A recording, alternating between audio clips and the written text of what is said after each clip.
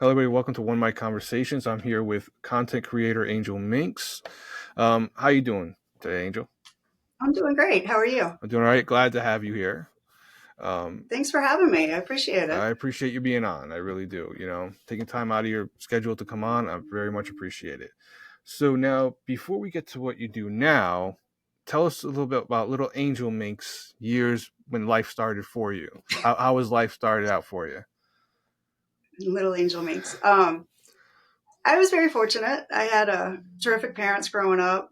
Lived in Northern Virginia area. Had you know lived with a lot of great people around us. Good neighbors. Had a lot of friends growing up, and I was a very fortunate child. Got through. Let's see. Graduated high school and went to college in North Carolina. It was fun. So were you And then after college, moved back to Northern Virginia, and then I actually met a guy that I started dating for a long time there. And so were you popular in school back then? Were you shy when you were a little Angel Minx? when I was little, I was really, really shy, really shy. I wouldn't say popular. I knew a lot of people just because I was born and raised in the area. So, we all went to elementary school, middle school, high school together. So I knew a lot of people around the area. So I felt like I knew a lot of people, but not necessarily considered popular, I guess. Well, Maybe just because I was so shy. so now, did you play sports? Did you do anything like that? What were your hobbies when you were younger, growing up? I did. I played a lot of sports. I played a lot of different sports. Kind of competitive child growing up. Hobbies. I used to go. Some relatives I had a lake house, and we would go up there and go skiing and boat riding and stuff on the weekend. So anything kind of near the water, beaches, outdoorsy. What sports did you play? I played soccer. Tried to play basketball, wasn't very good at that. Mainly, and I actually played football. Like, Powder puff uh, football and just intramural football, and then cheerleading. so what did you like the most? Probably soccer. I actually started soccer when I was in kindergarten, Really? which was kind of a joke watching us. It was a co-ed league, boys and girls. Of course, we didn't know what we were doing. You're like kindergartners, so you're just running around. How long did you? and Go ahead. I'm sorry. Yeah, so we just started there and just I kept going. It was just I think something for my parents to kind of get me out there and socialize, and I just did it every year until it kind of got into the competitive ranks of it. So, what year did it become competitive for you? Probably not. Well, I was going to say high school, but I don't know. Intermediate school, started getting a little competitive there too with each other, and then high school, then you're starting to think of colleges and stuff like that. So you get more and more competitive, see if you can get a scholarship. But So you played it all the way through high school as well and into college. I did. I played all the way through high school, and then in college, I just played intramural like sororities and stuff like that. Just fun times, but I still played. Were you gonna try to go pro at some point, or was it just Oh competitiveness and no, just fun and competitive? That's no, it it. was just fun. It was something that I enjoyed doing, and it kind of helped me stay active. So it was just fun, just a hobby kind of.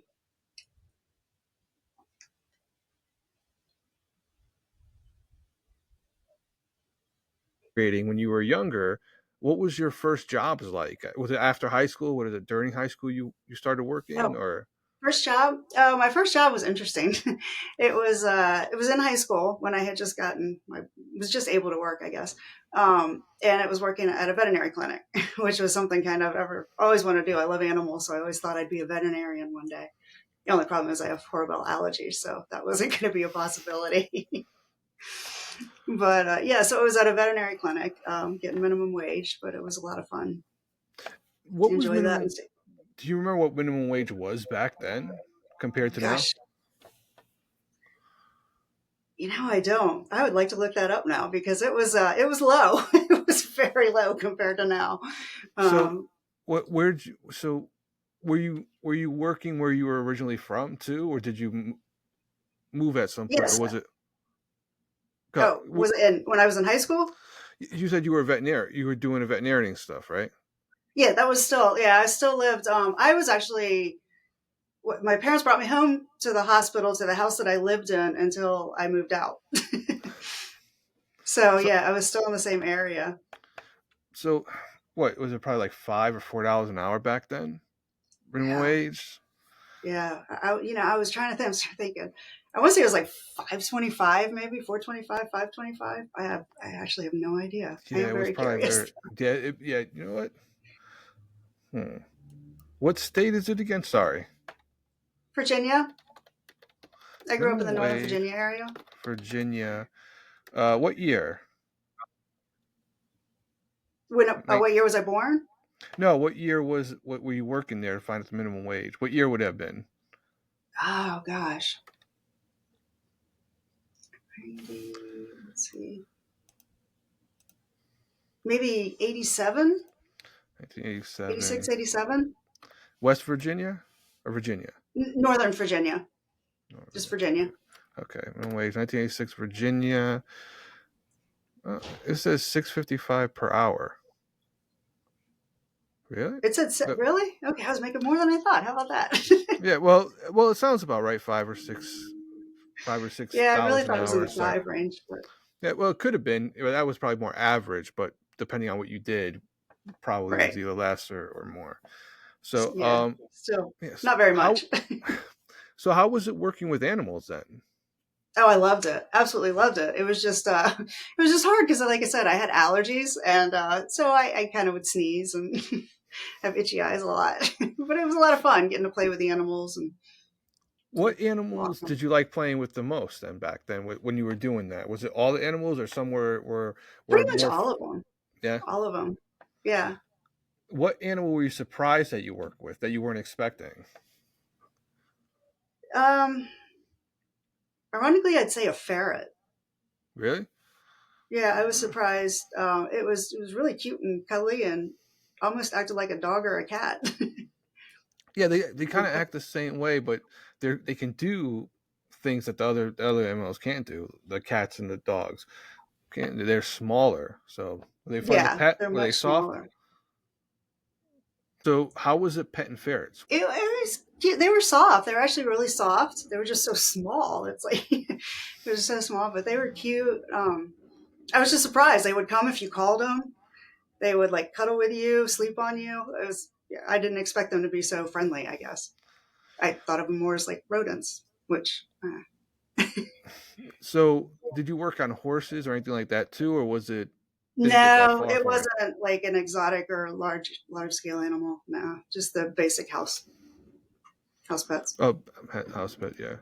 So that was to you that was the strangest house pet that you worked with or worked on or helped with. Didn't see birds either or anything like that. So yeah. So it was no like alligators or snakes or Oh anything gosh, like no, that. no. Well, what animal would like scares you that some people would find not so bad, but scares you and you wouldn't want to be near it? Okay, this is kind of my husband makes fun of me for this. I don't mind snakes, spiders, any of that stuff. Cockroaches. I hate and I'm petrified of cockroaches. You do know that they say cockroaches can survive nuclear stuff. Yes. Like no matter what, they'll be around. You Yep. can't get rid of That's them. another thing that scares me about them. They're just nasty. They're so quick and So if you found one in your house, would you move? Like that day, you know what? I'm out of here. I'm oh not no, even. no, no, I wouldn't do that. But if I found one in my house, I would be kind of. I'll holler for my husband to come get it. I'm like, I don't even So want to kill them because when you step on them, they crunch and then gush, and they're just disgusting to me. And in some, I think in some places for some, yep, that they're a delicacy. I think, yes, aren't they they? are. So, eating a roach or dying, what would you do? Oh, I would have to die. Yeah. Oh no, No, you just couldn't. Is it the crunching or the way they look or? it's the crunching. They go so fast, it just freaks me out anyway. And then yeah, when you kill them, they crunch and then they just burst. Like So did you ever see the movie Joe's Apartment no, with the no, talking roaches? no, I've never even heard of that. All right, you know who Jerry O'Connell. You know the guy Yes, that he was on, was it My Secret Life or something like that? He something had like that. Yeah, powers I or know something you're like that, talking about. and He's married to he like was a Robin screen. Wright, or Was it uh, uh, uh, Rebecca Romaine? Was it That's right, Rebecca Romaine. that's You're right. so so he was in a movie. I could sworn it was called Joe's Apartment, and and there's all roaches, but they're friendly to him. I don't know if you would want to sit there and watch it. It's old. It came out like in the late Oh '90s, my I think. god, Joe's So apartment. I'm gonna have to look that. I don't know if I could watch that.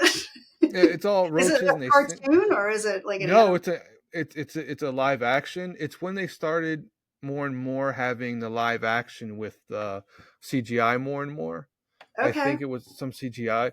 It was pretty good. It was funny, but then again, I don't know if you'll like it because of the roaches, but you might get a kick out of the fact that there's a bunch of roaches saying shit that to them, and I yeah, think, yeah. so If it was a cartoon, I could definitely, I wouldn't have a problem watching it with the real ones. But yeah, yeah, now I'm so actually kind of curious. yeah, watch the trailer. Like after this, just watch the trailer. You might, it should be on something that's free or very cheap if you wanted to watch it. But it's Okay, very old. It came out in the late '90s, I believe. I was nice. surprised when I saw it. I thought it was funny. Then again, I was young, so kids think a lot of things are I'm funny. That surprised I've never heard of it. Oh, well. so, were you a Jerry O'Connell fan during your life, or I did like him. Yeah, what movie and shows did you like that he was in at all? that he was in. Yeah, Gosh, I can't even remember. he was in Sliders. Was he?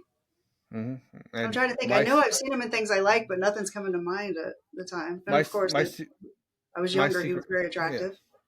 I don't know about that, but um, My Secret Life. You Okay, remember that, right? That's what it was. So, that sounds yeah. familiar. So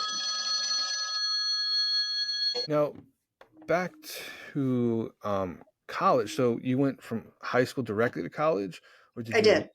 Okay, so you worked a little bit while you were in high school, but you still went to college right after high school. Yes. Yeah, I worked. I went to high school full time, then worked after school was out until the evening, and I worked there, and then through the summer, and then when I went to college, I didn't work for a while.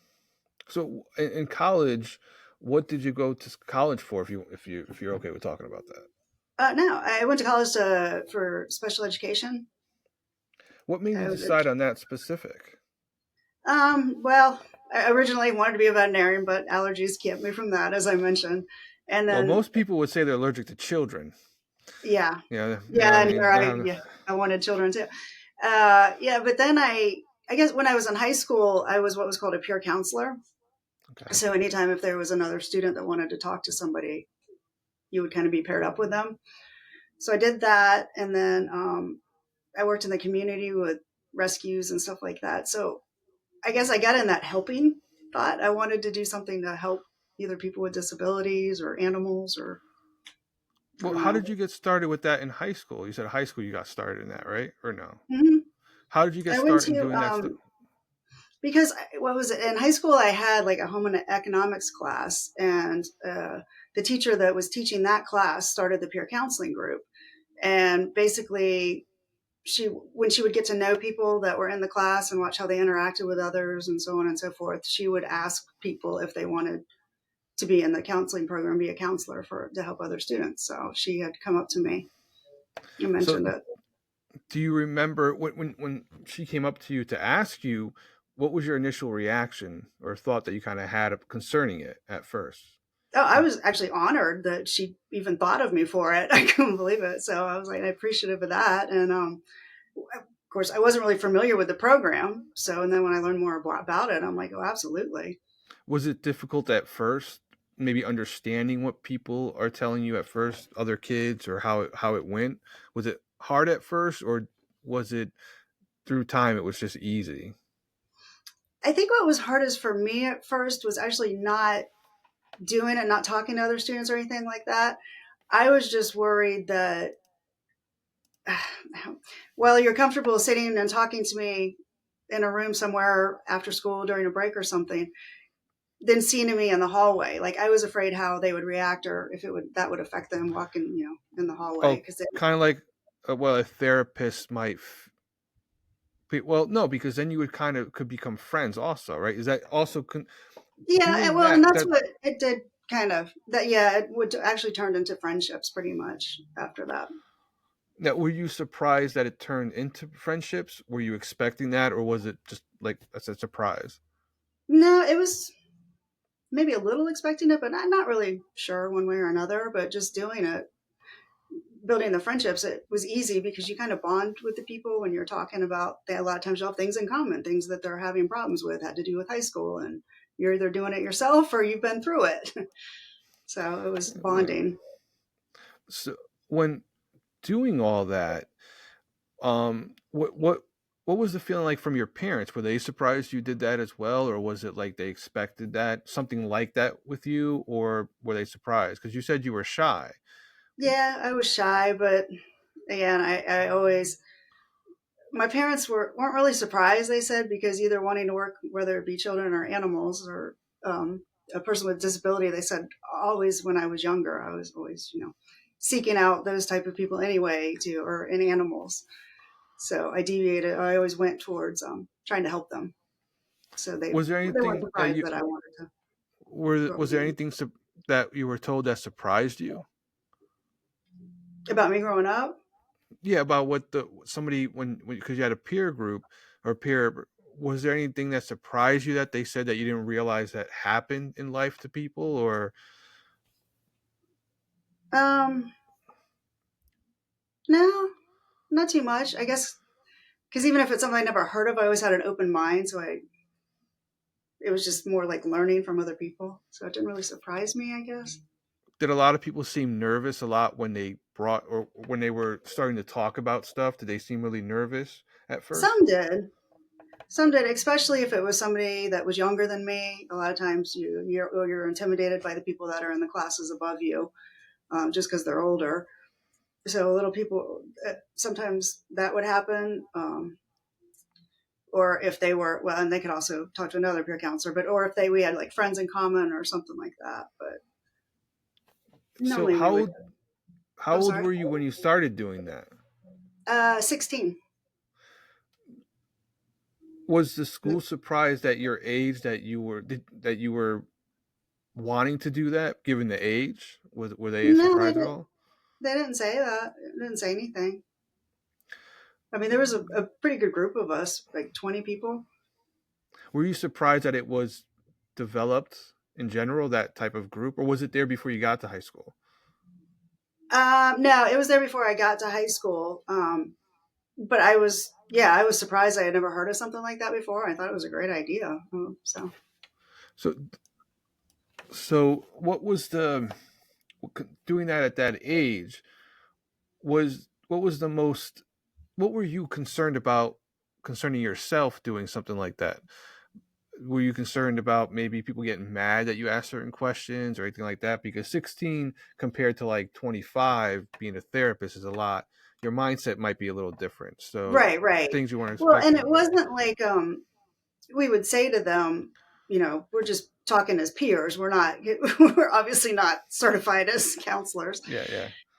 So we said that, and if there was something, again, like most places, if there was something that was a fear of a harm to themselves or to somebody else, we would always elevate it. So, if we felt any fear, we'd report it so that nothing happened. But it still was a fear of mine that, some of these people were sad or, really going through hard times. And there And you're afraid that something's going to happen to them, so you so want to see them get help, but you're always that little fear, I guess. did that fear come true a little bit at all for that you people that you spoke to, or did it happen periodically or a lot? Like, was there a lot of that going on? People feeling that No, way? fortunately, yeah, fortunately, people did pretty well. They got through high school and stuff, but nothing really bad happened. So was that what got you to want to do special education because of that I think experience? so. Yeah, yeah, So, I'm pretty certain because it was fun working one on one and trying to help somebody. Because even counseling, sometimes it was doing more hands on things, and so when it you was got to so you said special education in college, right? yes. So with special education, was there a lot to learn to it? Yeah, I mean, yeah, teachers go through a lot.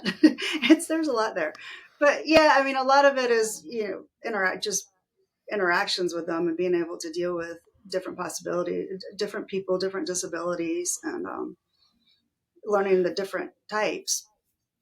How to react to different people in different ways. But yeah, it was a great Would field. would, would you with special education? Would you say it's also kind of like a therapeutic too? Like you have to know a little bit of therapy as well, or no?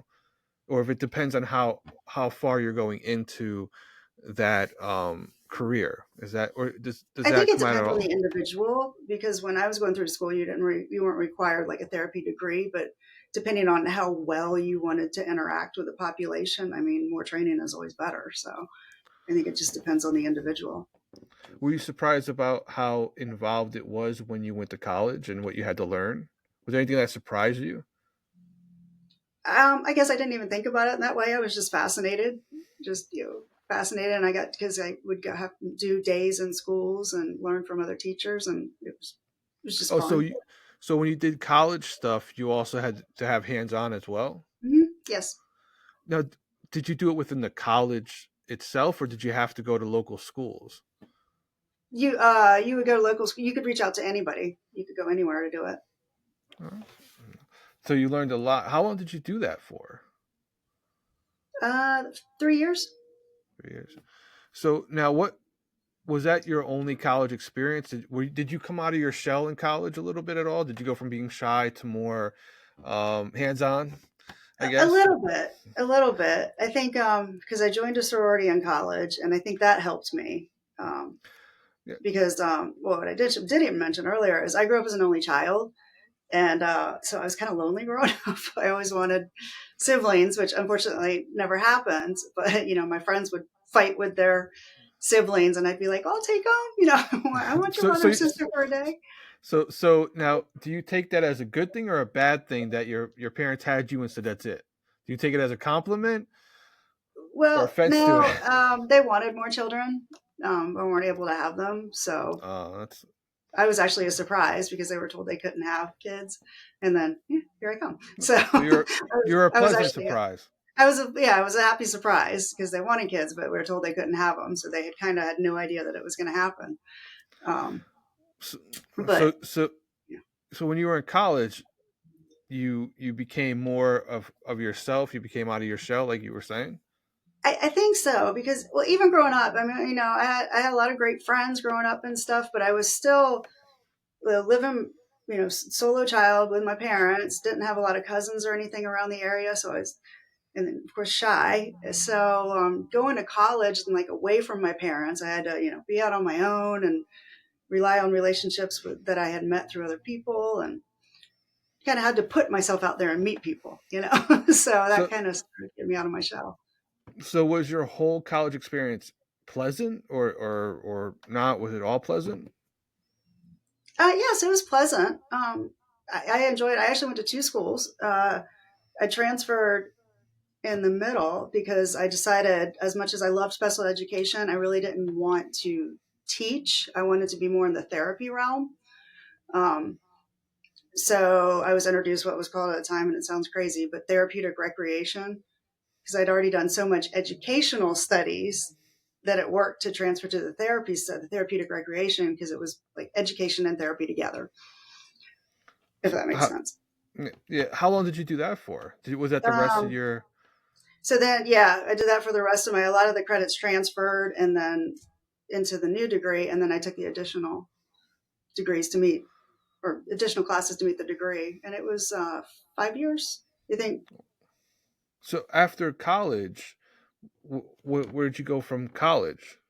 after college, I went to a facility which basically was almost like a mini college campus. I don't really want to say the name, Don't worry about it. You don't have privacy to. issues, but yeah, it was like a mini college campus, but it was for individuals with severe and profound disabilities.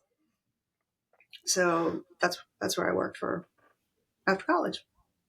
So were you there a while? A few I well, years? well, I did an internship there, and my internship was actually a really long time, which I loved it. And originally, maybe three-fourths the way of my internship, I was interested in staying there, but there was no positions open. And then when I did actually end my internship, there happened to be a position that was coming open. So I applied, but I also went against another lady that was already working there. And all of us wanted all three of us to be together, but they wouldn't give her budget to have me. That's So unfortunate. So you were having a good time there, even with the staff, yeah, not it only was with what that. you were doing, but the people around you were good to work Oh, it with. was great. Yeah, I did not want to leave. It was a wonderful place to work. It really was. The So job, the so people, everything. so after that, where'd you go, or what happened after that in that time of your life? After that, I looked around. I couldn't quite find another facility like that. A lot of the places that I found similar to that were more in the group home setting where you'd have to work overnights and such. And I couldn't do that because I also had a family member I was kind of taking care of during that time. So I couldn't stay overnight. Um, but then I did wind up at a retirement center. How So was the retirement the center? retirement center was amazing. It was like a tiered level living situation where you start, independent living, go to like assisted living where you need a little bit of help, not, but still somewhat independent. And then it went to the nursing home level where it was pretty much full time care. So how long were you in this for, this whole entire career? I was in that I worked in the nursing home for 3 years. So it was like 2 years at the facility, 3 years at the nursing home. And then my parents and friends and stuff were talking about, why don't you go, with the county government, get job stability, so on and so forth. And I applied for a job online with the local county government. And it was nothing, I didn't really understand the description of it, and what I applied for and what it actually turned out to be were kind of different. Okay. So what it wound up being was almost like a social, not, it was an eligibility worker. Basically, you determine eligibility for county benefits. Oh, so like if you called for like health insurance, kind of, right? Right. Or no? Yep. Kind of. Okay. So that Okay. kind of thing. So I just kind of happened into it. I thought it was going to be more in the therapy educational realm, but then it turned into this type job, More like which, social workerish type of thing. More yeah, more like of a social worker type, but not a social work degree or anything required like that. But are you surprised that social workers don't need that or didn't need that then? well, not for what I was doing. Not for what I was doing. Okay. If it, there's other levels of positions there that well, you would definitely need a degree, but I was more no. I was just So determining eligibility. so during this time, were you um married or dating anyone, or were you still like were you someone who dated a lot, or you didn't date very much? I dated casually, yeah. Went out with my friends a lot, and yeah, dated casually on and off. Hadn't had kind of a long term relationship in college, but after that, at this point, I was still, just kind of dating around. Yeah, so you now you said you were married at one point. Like you're married now, but you were married before, or no? I was married before, yes, once before. So Um, now, when you were doing all this stuff, did you get married during that time? I did. I got married when I was working for the county government. So About how that did you time. meet? How did you meet your first husband? Um, oh, I'm trying to. I had to think about that one for a second. I met him. I used to with some coworkers I had at the time. They would go country line dancing, and I started going country line dancing with them and stuff. And I met him there. Or no, I'm sorry, I met his friend there, and his friend was interested in my girlfriend. But they wanted to go on a date, but she wouldn't go without me, so they set me up on a double date with this guy. So that's how you got you two met your that's how you met your first husband. That's how I met my first husband. How long after that were you married and stuff? How long did you date for and see each other for before like official and marriage? Mm. He proposed to me after 6 months, which was should have been my first warning. uh, Not that they get engaged in a short time was bad, just wasn't in my place. Um, The person wasn't right, basically, the probably, person right? wasn't right, no. Yeah. But yeah, and then we got married. I guess it was about a year after we were dating. How was the wedding? Was it fun, nice? Was it That was beautiful. It was, yeah. The wedding was gorgeous. Everything was great. Yeah, it was an outdoor wedding. It was just absolutely gorgeous, and so many the people were wedding? The home. wedding itself was great, but the relationship didn't end up. Yeah, the wedding itself was great, but the relationship. I picked the completely wrong man, and I noticed that even on our honeymoon cruise. So he was the way he was during your marriage was not the way he was at all before your honeymoon. No, mm-mm. Was it was it pretty much as soon as you said I do, it was completely It different? was. It was really surprising. I saw a little bit of jealousy when we were dating, but nothing real bad. What Uh, did you notice anything at the wedding itself? Any no, reaction he had or the way he was talking or a little bit different demeanor or anything? no, it was crazy. Nothing. Yeah, it was weird. It was like right after the wedding was great. Wedding night was great. We were on the cruise. We went on a cruise for our honeymoon. We were on the ship, and what was it? So maybe 2 days after the wedding, the first So incident happened where I was like, was he that the got. honeymoon itself? It was on the honeymoon itself. We are on a cruise, and as part of some honeymoon package that he had gotten, we got massages. We got a couples massage. So we went down to get the couples massage, and the person checking us in passes us over to these two male masseuses, and he immediately just flies off the handle and is like, "You can't be massaged by a man." And I'm like, "What?" Completely clueless. He goes, "There's no man going to touch you. You're not going to be massaged by another man." And he's almost yelling at this poor person that works there. Yeah, so um, was he massaged by a woman or a man? no, I'm sorry, he was massaged by a woman. But Which that didn't seem to didn't be a bother problem. me. I mean, she's there as a masseuse. So it wasn't like a legal massage place. It was literally a cruise ship massage. There was no happy Uh, ending or anything like no that happy didn't happen. endings, no weird stuff that, it was just a straight medical like massage. So I was like, fine, that's her job. But he got really mad. But they didn't have any other masseuses available. So somehow, I don't even remember how, it finally ended. I went with the male masseuse. He went with the female masseuse, and came out. If yeah, but if they don't have anybody else, why didn't he say, "Hey, can you massage my wife instead of me?" Well, that was my thought. If you're that mad, let's just switch. But no, Yeah, uh, finally it went down to like, okay, whatever. I was yeah. like, all right. So So that was the first that you noticed. yeah, that was the first time I was like, this is just really weird. He's getting so mad that somebody is just trying to massage me, get rid of my pains. But yeah, So after that, after the massage thing, did you think it was just at all just because you just recently got married and he's a little bit more because you're his wife instead of his fiance now? Did you think any of that was a part of it at I, first? I I didn't really at first. I thought it was very odd, and I'm like, well, I'm trying to justify it. I'm like, well, we both tired. We've been traveling. I had a lot, so much going on with the wedding and everything. Go straight into the honeymoon. So I'm like, he's just tired, worn out. Give him a break Or, at that point.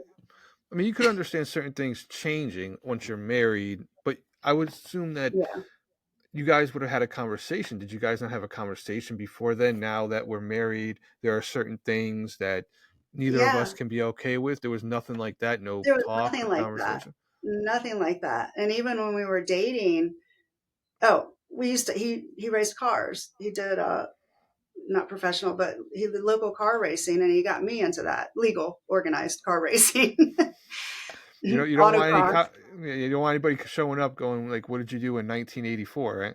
Right, Where right, were right. Yeah, no, it was what's called autocross. It had these different clubs and road racing. They were legalized clubs that ran by different things.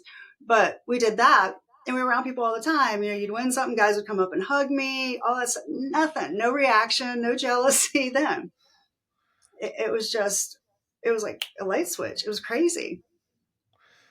so would you say that if in we'll get more into it, that it's probably important if you're going to get married, if you're going to change how you see stuff, to have the conversation beforehand? Like Yeah. if they're not going to be okay with certain things, they should tell before the marriage even happens, Oh, absolutely, or if you're going to absolutely. or even if you propose and your fiancés, at some point it's important to go, now that we're getting married, this is how I feel about this. If I'm your husband or if I'm your wife, I feel this way concerning that. This has to stop, or you can't do this as much because it's like a respect for each other type of thing. If it's a respect for each other, then that's completely different than a control thing. Do you feel that way? Right. If it's Yes. about respect and not about Yeah, it's control, it's about respect. respect. I mean, when you talk to each other, everybody's got their likes and dislikes, and but you should get to know that about one another before getting into a marriage. And if something hasn't come up before, then talk about it to make sure it's brought up. Absolutely. Because then I stuff mean, like would communication to relationships is number one anyway. So you should be able to talk to your other if half. because if certain things were mentioned to you, you probably would have backed out or not have gone into a marriage, and then stuff happened that Right. had happened. Yeah. So Right. Or, had I known that he had an angry side or something like that, I would have dated him longer, not gotten married and seen, I hadn't seen it yet. So I'm not going to jump into this marriage. I'm going to ride this out a little bit and see what this anger is that are people, did people are talking. anybody like or friends say something or allude to certain things at all in any way? Um, what was funny was, no, not before we got married. At my wedding, my then mother-in-law, his mother came up to me and said, if he ever does anything to you, you call me. And I was That's just dumbfounded, that and I didn't think the negative. It's the happiest day of your life. I'm like, what does that she mean? I couldn't. that's pretty like that's knowing something about your son or your daughter. If Yeah, that's and like it didn't. At the moment, I was, again, happiest day of your life. You're having fun. You're celebrating. You kind of like what, and just kind of put it in the back of your head the because only thing, the worst somebody might think at that moment that they wander their eye or something. Maybe that's the worst thing a person may think from yeah, that comment from a parent or a brother or a sister.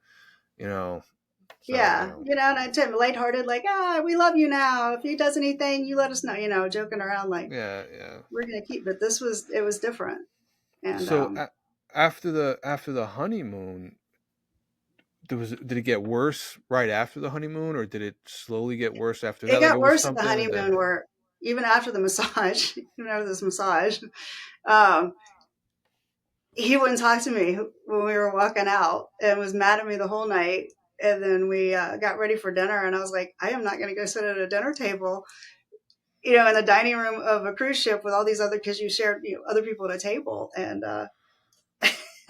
so I just stayed in the room, and he went and got dinner and then came back, and he didn't talk to me for days. And I'm like, this is the weirdest thing. And like I finally just said, you got to figure this out. like very childish kind Very of childish. thing. So instead of that would have been a situation where then you talk, right? Like right after Yeah. that type of thing, you talk Mhm. about and you discuss. But it seemed. Did you get the feeling right away that he wanted to control things, or was it more like it was a situation you didn't know he felt a certain way concerning a man touching his wife's in any way? Did you feel that way that you were Yeah, I did feel that that way. Like, oh, wow, I had no idea, somebody literally, like I said, not a happy ending type massage parlor, just right, I didn't that would think that would make him jealous. He had never shown signs of jealousy before. So that really did surprise me. so what happened after that? If you don't mind me asking, if No, I don't mind. So again, cruise ship, I'm still thinking, oh, he's just tired, worn out from, again, all the stuff beforehand, leading up to the wedding and stuff. Um, so, we'll see how things were fine after that for, I don't know, a couple months, something like that. And then every did, once in a while, he would just kind of say different things to me, which come to find out many years later was considered verbal abuse. Um, it basically like give me a compliment and then backhand me at the same, not physically back, but have like make a rude it was comment a in return. Like, it was a backhanded comment basically, yeah, like, kind of oh, like you look that. beautiful today, but are you put on weight? You look like you put on about 10 pounds, kind of, yeah, that kind of thing. Yeah, yeah. You He look did it great, but you look great, but you're getting bigger. right. Is that what? Yeah. So Yeah. Yeah. Yeah. So it was that kind of thing, like through my marriage, and not just about looks, I mean, just everything. And didn't did you really guys think have much. kids together? We didn't. Ironically, I wanted children so bad, but we never got pregnant. One time, I had a false positive and thought I was, but we never got pregnant for whatever reason. I don't know if I can have. I mean, we tested fine. You know, both of us should have been able to have kids. He had had a daughter before. Um, What was the so relationship like with you and his daughter during that? Because he had a I daughter. never met his daughter. His daughter, the story he said was he was dating the girl at the time. She got pregnant to trap him into marrying her, and he didn't want to. So she fled. You know, she left the state, moved elsewhere, found somebody else, and she was getting married then, and wanted him to sign off on his parental rights. Was And she that was, I think, 10 at the time, and he said, "Okay, well, this guy's been in her life for 9 of those 10 years, so I'll sign my." That's what he said. but But getting to know, actuality was different.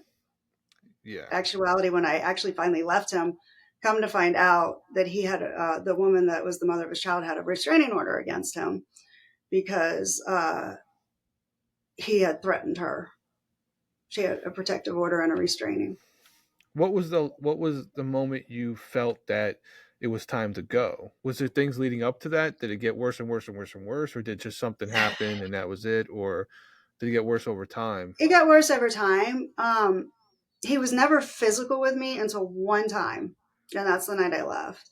But the verbal abuse got worse and worse, to where, and I say, I'm not a brilliant person, but I'm not an idiot. I was a very independent, you know, strong woman, and somehow I let him make me believe things about myself to get me to stop talking to all my friends. And so I basically had isolated myself, and it was just trying to make him happy. The progression of the relationship, which I don't know, it's just not my personality. I don't know why that happened, but it did. So for So, these people that say it only happens to weak women, it is not the case at all. I well, had because it loving friends, because family, a lot of support, and well, it because was there's hard. love involved. There's not There's, wanting to look bad in front of people that your marriage maybe failed, right? Is yeah. that part of it I mean, too? And that and I you grew made up a in a time mistake. where you get married, you stay married, unless there's really valid reason to get out of the marriage. You stay married, you work through your problems. Marriage wasn't taken lightly, and of course here I am with this helping background that all I want to do is fix it, make the marriage better. It's got to be something. Mm. Well, is there also was there also a fear of admitting that you made a mistake with who you married? Does that kind of fear with people seeing that could that affect? Did it affect you, No, or maybe that affect some I mean, I women? guess I don't.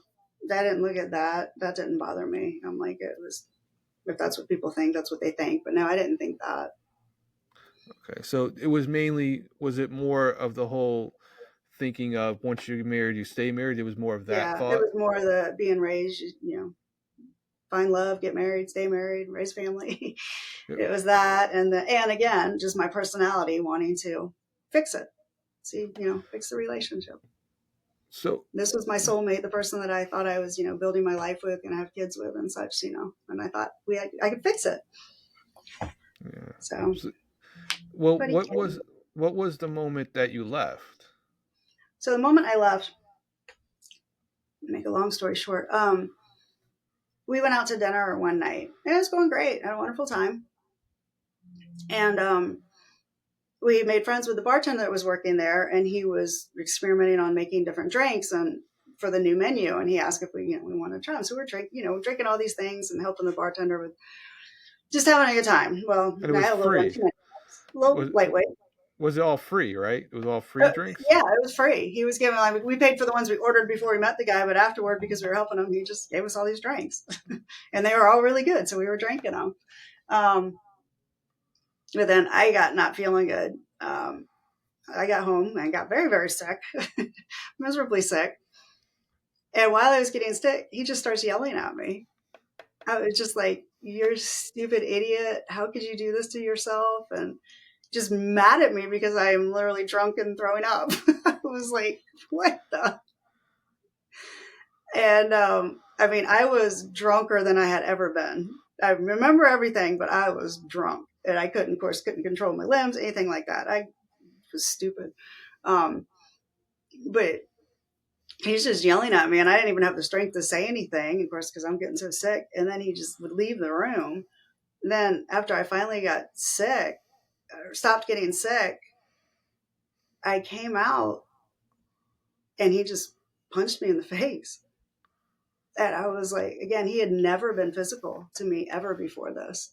Well, how long were you married before that 8 years, happened? eight So years. 8 years, and then the physical stuff happened. And the physical stuff happened one night, all because I drank way too much, which was very stupid. I normally could control my alcohol, but for some reason I didn't that night. And it just went from a great start to an evening to screaming at me to he actually tried to kill me. Um, at one point, he tried to snap my neck, and he had even the police and the doctors I talked to after that were like, I don't know how you survived because he had turned my neck so far that was like, another half an inch and I would have been dead. And for some reason, he just stopped and let go and walked off. Did your neck It was hurt? too. Did you feel it? Like when that was happening, did you feel like it was your neck was about to break or about to go that I, far? so, so prior to that, sorry to be so graphic. If you don't want to talk about it, No, it's I don't okay. mind talking about it. I just don't. I know it bothers people to hear. It doesn't bother me talking about it. I just don't want other people to be bothered. But so prior to him getting a hold of my neck, he had taken my head and cracked it against the corner of a coffee table, and I blacked out cold. So I was Oh, barely coming to when he grabbed my neck. So I was like, if that makes any sense. So I was kind of aware that he was choking me, but I was still so out of it from the blacking out that I couldn't feel the pain of it and I couldn't move. I couldn't, like your does that make sense senses what were I'm trying to say? disrupted. I Your was senses, barely in consciousness enough to know that something wasn't right so your when he senses were started doing like all messed up, probably, right? it. Mm-hmm. Yeah. So when you woke up and everything, he was doing that. You said you realized it, but you couldn't like. Could you not move your arms? Like No, because I was cold. When he hit me on the coffee table, I went out hard and cold and I was so disoriented and stuff when I woke up. I knew that something was happening and that it was like I was aware enough. It probably doesn't make sense, but it was like I was aware enough to know that this person was doing something that was going to be really bad, but I you was just so didn't. disoriented that I couldn't do anything else. So was that right after that? Well, how did you get out of it? Did he just stop and That walk was what's off and crazy. He literally just stopped and walked off and went into the bedroom. And I like just nothing sat happened? there, huh? Like nothing happened. Like nothing. Well, yeah, like nothing happened. It was like, again, the light switched off. It was so, and when he was looking at me, and anybody that's been physically abused by somebody can probably atone to this, but when he looked at me during this event, his eyes were like black as coal. You could not see anything but pure black in his eyes. It was like evil. I have never, and I've heard other women in abuse situations like that describe the same thing. I mean, there was no eye there. It was just literally like evilness looking at you. And then when he stopped and he kind of looked at me, and it's like his eyes kind of, were calming a little bit, still dark, but he just kind of grunted and walked off. And I was like, what the heck just happened? No, yeah, it's oh, And I so sat there after for I sat there for a while. I don't. It could have been 10 minutes, but it felt like 8 hours. Like, what is he coming down? Yeah. Because at this point, this is the person I had planned on spending the rest of my life with. We've set everything up, and in an instant, your life is over. so So I was like in total disbelief. I'm just coming out of blacking out completely, still disoriented, but in total disbelief that, like, wait, this is the person I entrusted. so after that, yeah, I mean that's got to be one of the. So was it like very confused at that moment? You're hurt physically, psychologically. Was it very confusing at the same time too? Like were you Yeah. like in confusion, I the physically thing and honestly, I didn't even think about the pain. I didn't feel the pain at that time. I was so focused on I was so dumbfounded. Again, probably still disoriented from blacking out, but I was so just dumbfounded like did this just really happen? Am I still drunk? Does this and sleeping? This couldn't have really just happened. I was just in total disbelief. So I So felt, and yeah, after the incident took place, did you run to the police? Did you leave? Like, did you leave the no, house, go to that's the what, police? no. And it was dumb. I should have, what I did, the worst thing ever, I didn't know what to do. Again, I'm in total disbelief. Did not know what to do at all. All I knew is I didn't want to call the police because I knew he'd get arrested. And I'm like still thinking this really didn't happen. I'm imagining, which I know it did, but you're still like, there's no way. Um, Is it also because you're admitting that it happened to yourself? Is that why you want yeah, to sit there and the say it? Because denial then of you like, have to admit that it happened. yeah, yeah. It was just so much. So I'm still in disbelief. So I'm like, no, I can't call the police because there's no way this could have happened. Didn't want to call my parents because I was like, my dad will kill him. That's it. My Rightfully dad will come so. over and kill him. Rightfully so. Absolutely. And I'm like, I can't tell my parents because I don't want them going to jail for a mistake that I made. And then the only person I thought to call up was his mother because I thought back to that time at the wedding where she said, if he ever does anything. So And I'm is like, that at that moment you realize why she said that? yeah.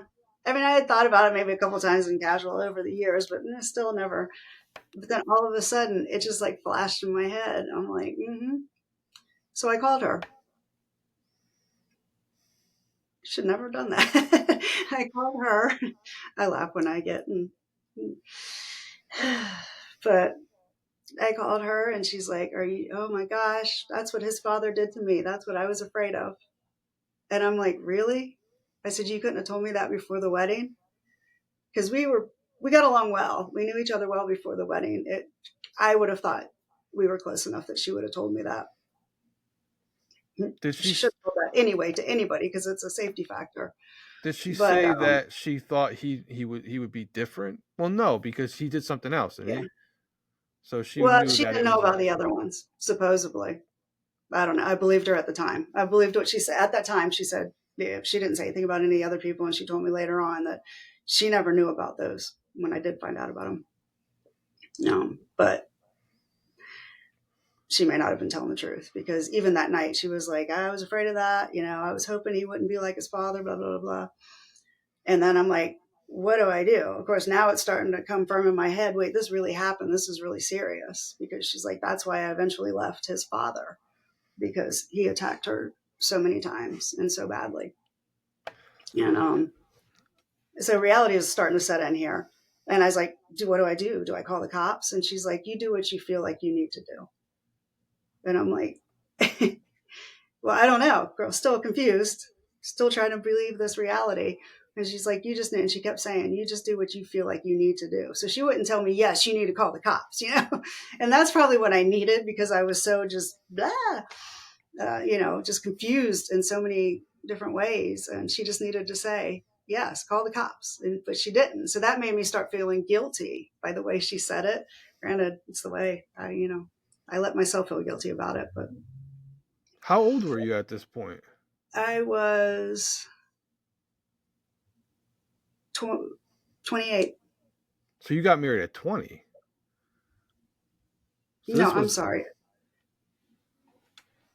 I got married at 28. So this was, 36 then, right? yeah. So you got married. You didn't get married extremely young, but on the younger No. side. Yeah, I got married. I actually kind of got married later at 28. Yeah. So after that, and you realized, hearing what she said, what was your Yeah. reaction after that? Like, what did you do after that phone call? Well, and then I kept saying, I'm like, well, she didn't just say, go to the cops. She didn't say anything. She didn't tell me to do it. And she's been through this before. I'm stupid rationalization. I was like, so she didn't tell me to, then that shouldn't be the thing I do. I don't know what. And I just, blah, kept going through all this again. It sounds stupid, but when you're in this whole spiraling of trying to believe this happened to feeling like your world ended, because it did, your whole plans in life had changed. Like I couldn't make sense of anything. All I knew is I didn't feel safe, but I didn't leave the house either because I was afraid to drive. at that time. I was so disoriented, and I took our animals and myself and locked us in a bedroom for the And night. you went? Did you go to sleep or did you stay up all night? I did not sleep at all. Did not sleep at all. And then I went down in the morning because I worked. I had a full time job, and I had to go. I had to call in, and I went downstairs, and I thought that he had left already because I wasn't going to come out until he was gone. But I needed to call him work and tell him. I mean, because I looked at myself in the mirror, I was black and blue from head to toe. Well, from I should say not head to toe, my whole head. Did your head crack open? Actually, crack It open? did not. It was bruised. There was a dent in there, and it was bruised really badly. But what had happened is it ruptured all the blood vessels in my eyes. So my eyes, I looked like I mean, they were just blood red, just solid blood red, and I had bruises all over my face and stuff. But gosh, I forgot what was I saying before that. The fact that you were going to make a phone call to work. Yeah. So I locked myself in the room, and then I went to thinking he was gone. I went to go call on to let them know I wasn't going to make it in because I saw myself in the mirror and I'm like, I can't. I'm an eligibility worker. I see people all day long. I can't walk up to somebody like Yeah. this. So how I was thinking that rationally. But I when I went downstairs, he was there, and I was like, he was kind of froze, and he's like, "Oh, you're not going to work today? Just happy like none of this had ever happened." And I'm like, "No." And he's like, "Well, why not?" And I said, "Because somebody beat the shit out of me last night." And he was just like, "Oh, but it's because you were hitting me too." And I'm like, "I never laid a hand on you." And he's like, "No, you were hitting me too. It was just in fun." And I'm like, "Do you not see me?" I was like, because it was obvious, and the bruises hasn't even fully set in yet. It was just the initial stages of bruising. And he's like, "Oh, well, I hope you feel better." And he left for the day to go to work. And I was just like, what in the hell just happened? It makes me wonder whether or not he was waiting to see if you were still alive. Whether or not you come out the room. I don't know. Do you know what I mean? Like for It him to react it that way was and then leave right away, I think he was worried whether or not you went into the room and then just died because of yeah, injuries and whether or it could not. be. And then when he But it was saw just you, so weird because it was like a different person. It was like back to, I mean, there was this totally violent, evil person that was trying to end me yeah, to, "Hey, honey, how you doing?" Yeah, it was it's so like weird. he accidentally broke your pencil or something. Oh, I'm sorry about that. It's like Yeah, that's what it was looked yeah, at as, basically. That yeah. he, It was so strange. So again, even more confused now. I called work and I left a voicemail. Because I'm working with clients all day long. So I left this recording because we had these answering machines that you had to put the recordings on, and I left this message. I didn't cry. I thought I did really well. I even played it back. I was like, nobody can tell I'm upset because, of course, it's going out to the public if they call in to talk to me. yeah. So I thought I did well. And then I just stayed there, and I was literally getting ready to just like I don't curl in bed and figure out what the hell. And my phone rang, and it was my mother. And I said, "Hey, again, I'm still not crying. I'm doing good because I'm like I can't let my mother know yet because I'm still afraid that my parents are going to do something, come kill him, which they should." But I said, "Hello," and she goes, "He hit you, didn't he?" And I said, "What?" He goes, "He hit you." And I was like, they had never, ever shared with me that they had any concerns. Nobody had. But my mother, she said he didn't do anything. And this is later. She said he didn't do anything that made her think he was going to hit me, but she had a bad feeling. She had already collected literature, but she was afraid to say anything to me because she was afraid I'd get mad at her because she had nothing to base it off of except a gut feeling. And not only that, you could end up bringing it up to him, or he could end up over here finding out and get mad Yeah. that it was brought up in general. Yeah. So, Yeah.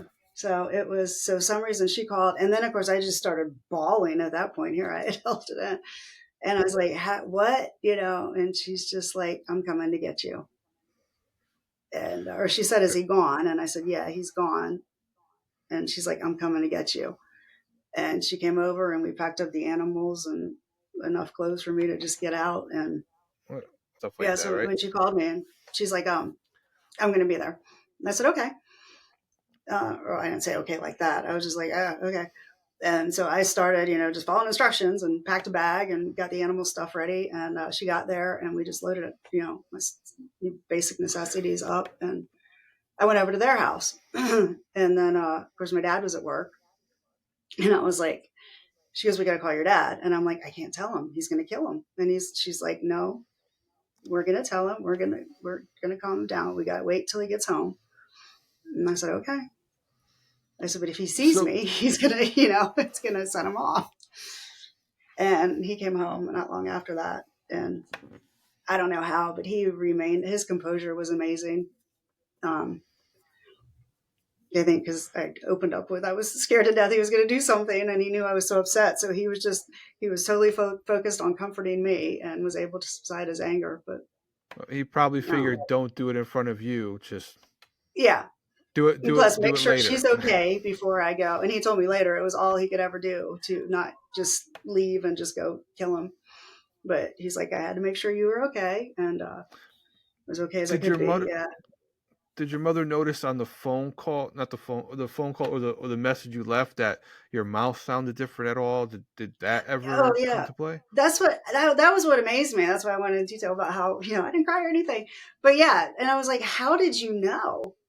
She's like, well, I called your work. And I said, is my voicemail bad? She's like, no. She goes, but there was something in your tone, just because I guess she was my mother. She's like, nobody else would have picked it up, but just something that set me wrong. She's got a Well, feeling. it's when the mother is there from the beginning of life. They can Yep. tell. It could be you think it's nothing, but they can notice it, and it's like, well, I remember when you were 14 or 9 years old or 7, and there was a tone that wasn't right, and it ended up being something. Like they pay Yeah. attention. They instantly kind of know.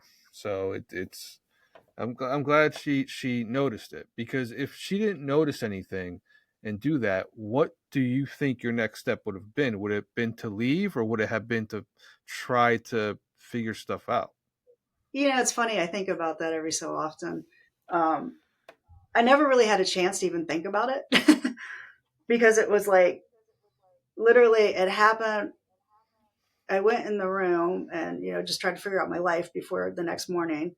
Then he left for work. I mean, it just things kept happening. And then as soon as he left for work, I went to call out. My mom calls right afterward. I never stopped. Do you know what I mean? So I never stopped Yeah. to even think about it. And they didn't live far from us, so she was there in no time at all from when we got off the phone. Like enough time. I'm thinking in my head, I just got to follow orders, get things ready because I couldn't process right. So I was putting things in a bag, and by the time I'm not even halfway done, she's already there. So I never stopped to think, what would I have done, or what should I do? But years later, I kept thinking, if she didn't get there in time, would I have stayed? Maybe she was doing it fast enough to where you don't stop and think, you know Yeah. what, maybe this And was she just reacted a like that. I situation. remember I got in a car accident once, and I was in North Carolina. She was in Virginia, and she goes, "Stop! I'll be right there." That was how she acted. Not that she was going to get right there, but that was how she was just like, That's "You're hurt. I'm going to be there." And that's what the good mothers do.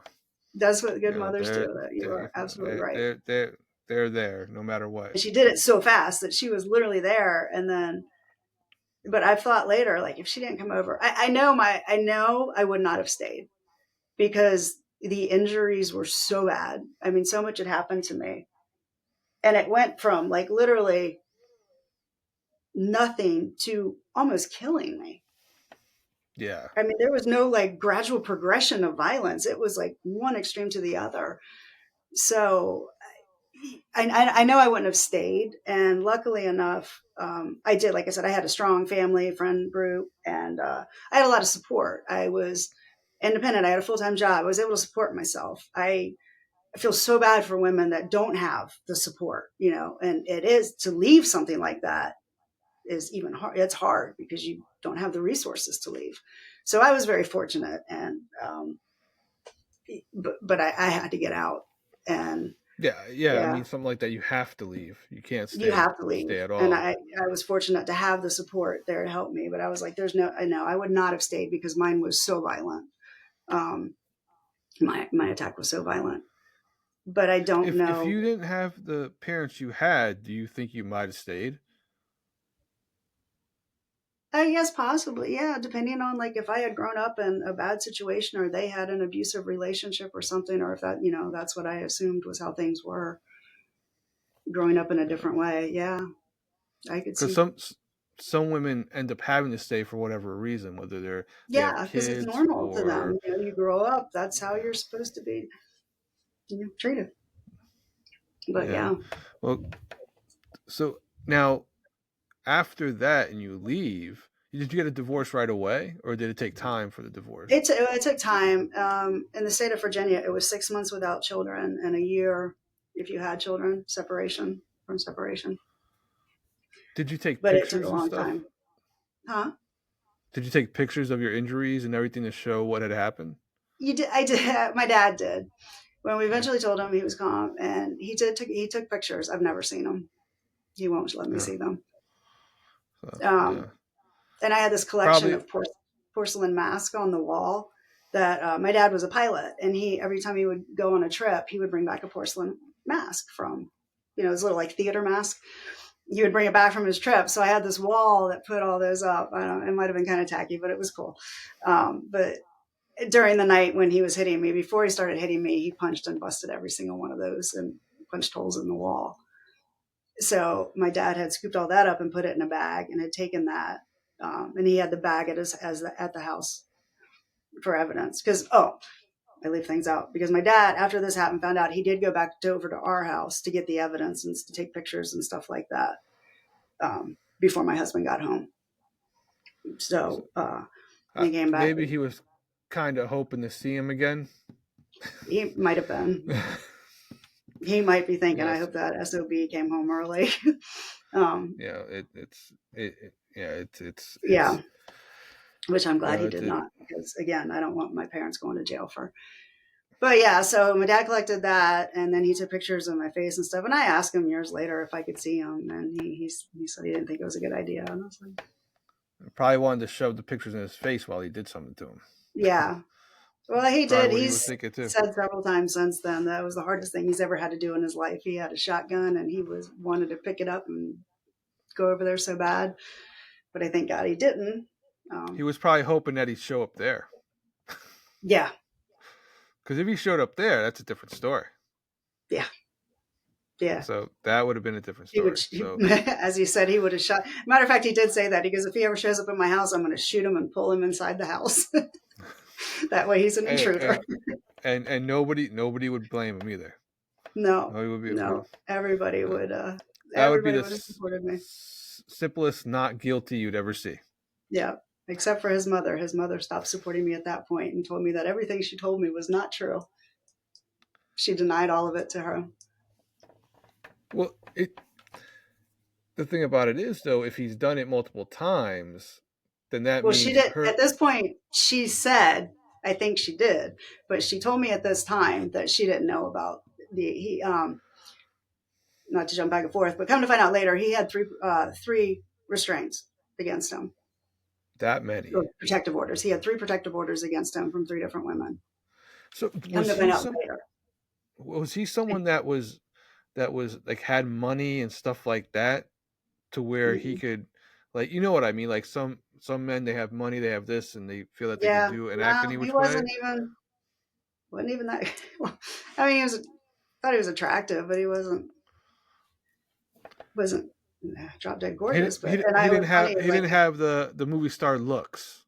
Basically, is that no, what you're I saying? mean he didn't look like he stepped off a catalog or anything. He kind of looked like a younger Chuck Norris at the time, I guess, Chuck Norris. is what Oh, people oh, said. yeah. The Walker Texas Ranger, Yeah, right? Walker, Texas Ranger. Yeah, he looked like Okay. kind of like a young Chuck Norris, but Yeah. yeah, But the real Chuck Norris would have kicked his ass though. yeah, the real Chuck Norris. He Yeah, would have beat the shit out of him. The real yeah. Chuck Norris. A lot of people You wanted to, and I'm glad they didn't. But yeah, so we finally wind up having the lawyer took forever to get something done, but it was finally did it take finalized. I long think a long time because of the state laws? Is that why it took so long? No, it should have been quick and simple. It's just my lawyer. Just I went to this lawyer specifically because she dealt with domestic violence cases. So I was like, if he was acting fine, he was even trying to get me back and all this stuff. But I didn't. I didn't know if he would switch that light bulb again and get angry. So I was like, I wanted a lawyer that deals with domestic abuse. So my lawyer, but it should have been a quick, simple. At the 6 month time, I should have been divorced, but she took forever. I don't know what was happening. If she was just too busy, I had to keep harping her, like, "Hey, what about this? What about you want?" And I wound up doing some of this Did, stuff myself, so it just would stopped. you have been charged the same amount no matter what, whether it took a year or 6 months? Would you have been Yeah, charged the same amount? yeah. There was no more. She didn't charge me anything additional. Oh, okay. So it's just It was just like the process, because all it was putting the papers together, filing it with judge, and Do you think? Now we're talking about lawyer. Do you think that maybe if it's a domestic violence, like the situation you had, that it should be a pro bono thing if it's that type of evidence, more of a pro bono divorce, I mean that would be nice. because that would make it easier for divorces to happen, right? Or maybe the state pays the lawyer for the Yeah, divorce. yeah. Would that have helped you? Do you think it would have been done And, quicker? and actually, I mean, I shouldn't say it might be out there. It honestly might be out there, but it wasn't. When we looked, it wasn't much for this because it wasn't like they had to go to court. I mean, and now how he had to go to court, it would have gotten expensive. But he didn't have any. He didn't contest anything. It was so it was easy. If that makes any. So Well, I he didn't have probably any well fees or anything. It was just the straight fees of like the consultation was free, drafting the paperwork, sending the process. It was yeah. a fee for the Well, process. It would have. It wasn't much. he knew your father would kill him if he tried to keep you. I don't. Do you think your father He would have was done what was something if? called. I was told later he was literally was the definition of a sociopath and a narcissist. And he literally, like, I think in his head he knew my father would kill him, but he just kind of thought he was above, like, no, nobody would want to kill. He just, But for him not to he would have, contest anything, that's what I mean. yeah, For he didn't contest anything, right? he didn't So contest anything. I think he knew people would do something to him now that they know something. Yeah. You know what I Well, mean? and Like your not that, father. I mean, there was nothing to contest either. I didn't want anything. We didn't have kids. I didn't get alimony. I mean, child support. I didn't want alimony. I didn't want any of our furniture. I wanted the stuff that I came in the marriage with, and that was it. Because I didn't No, want anything of his, so there was really nothing to contest. You know what I mean? well, no, you said that he tried to keep you or tried to get you back, right, or something like that. Yeah, he kept come find out like at my parents' house, like I slept downstairs and there was like a window on the floor. He would come up in the mornings and put roses outside my window for a while, which freaked the crap out of me because I mean he got right outside my window, but or he put them on my windshield of my car, knowing that I was going to see it when I went to work. He would, send me sweet messages and stuff. And Did your father piss on the roses, on the no, flowers? he probably didn't have a chance because I threw him right away. But Yeah. If he would have saw it yeah, it coming was from like him, would have he just did pissed that for a on him. while. Yeah. But wouldn't that have been a harassment too? What, Would that have yeah. been that wasn't considered harassment? Well, so yeah, another interesting story about things. Well, it kind of started nice, and then it turned to when he finally realized I wasn't going to change my mind. He got mean and was like, then he started making threats against me, against my parents, all that kind of stuff. And it's at that point, well, I should say, the night that it happened to, or the day after it happened, when I went back with my parents, when I went to my parents' house, I did call the cops because my mom was like, "You need to call the cops," and I did call the cops, and I said, if my husband assaulted me, and they're like, do you have any physical marks? And I said yes. And he said, okay, then let's take a report. And I said, well, what will happen? And they said, we'll come arrest him. And I'm like, if they can see any signs of physical damage. And of course at this point I'm like, if they arrest him, his anger is going to fly off the handle, and right now he's being peaceful. I'm just like, I don't know how I justified it, but I They would didn't have call it. definitely seen damage. Oh Like yeah, there was right. no, yeah, it was everything on me, and of course by this day, a day in, bruises are even darker. Um, but so I didn't press charges. But then when he started making threats against my family and stuff, that's when I finally went to the county court, and the magistrate was a complete, you name it, any word you want to call this man. He was horrible. I left there crying with no protective order. because he But made they me saw feel the it was. pictures though, right? They saw the Oh, he saw pictures of. me. He saw me face up. I was bloody, bruised, beaten, quiet, obviously scared, and he was just like, "Well, why are you just reporting it now?" And I'm like, "Because he was being peaceful. I was trying to get out of the marriage in a peaceful way, but now he's making threats against my family." And he's just like, "Well, most people would make it the next day," blah, blah. And he just like let into me, That's not true. None of right? that's true. Mm-mm. I mean, even back then, again, that wouldn't have been true.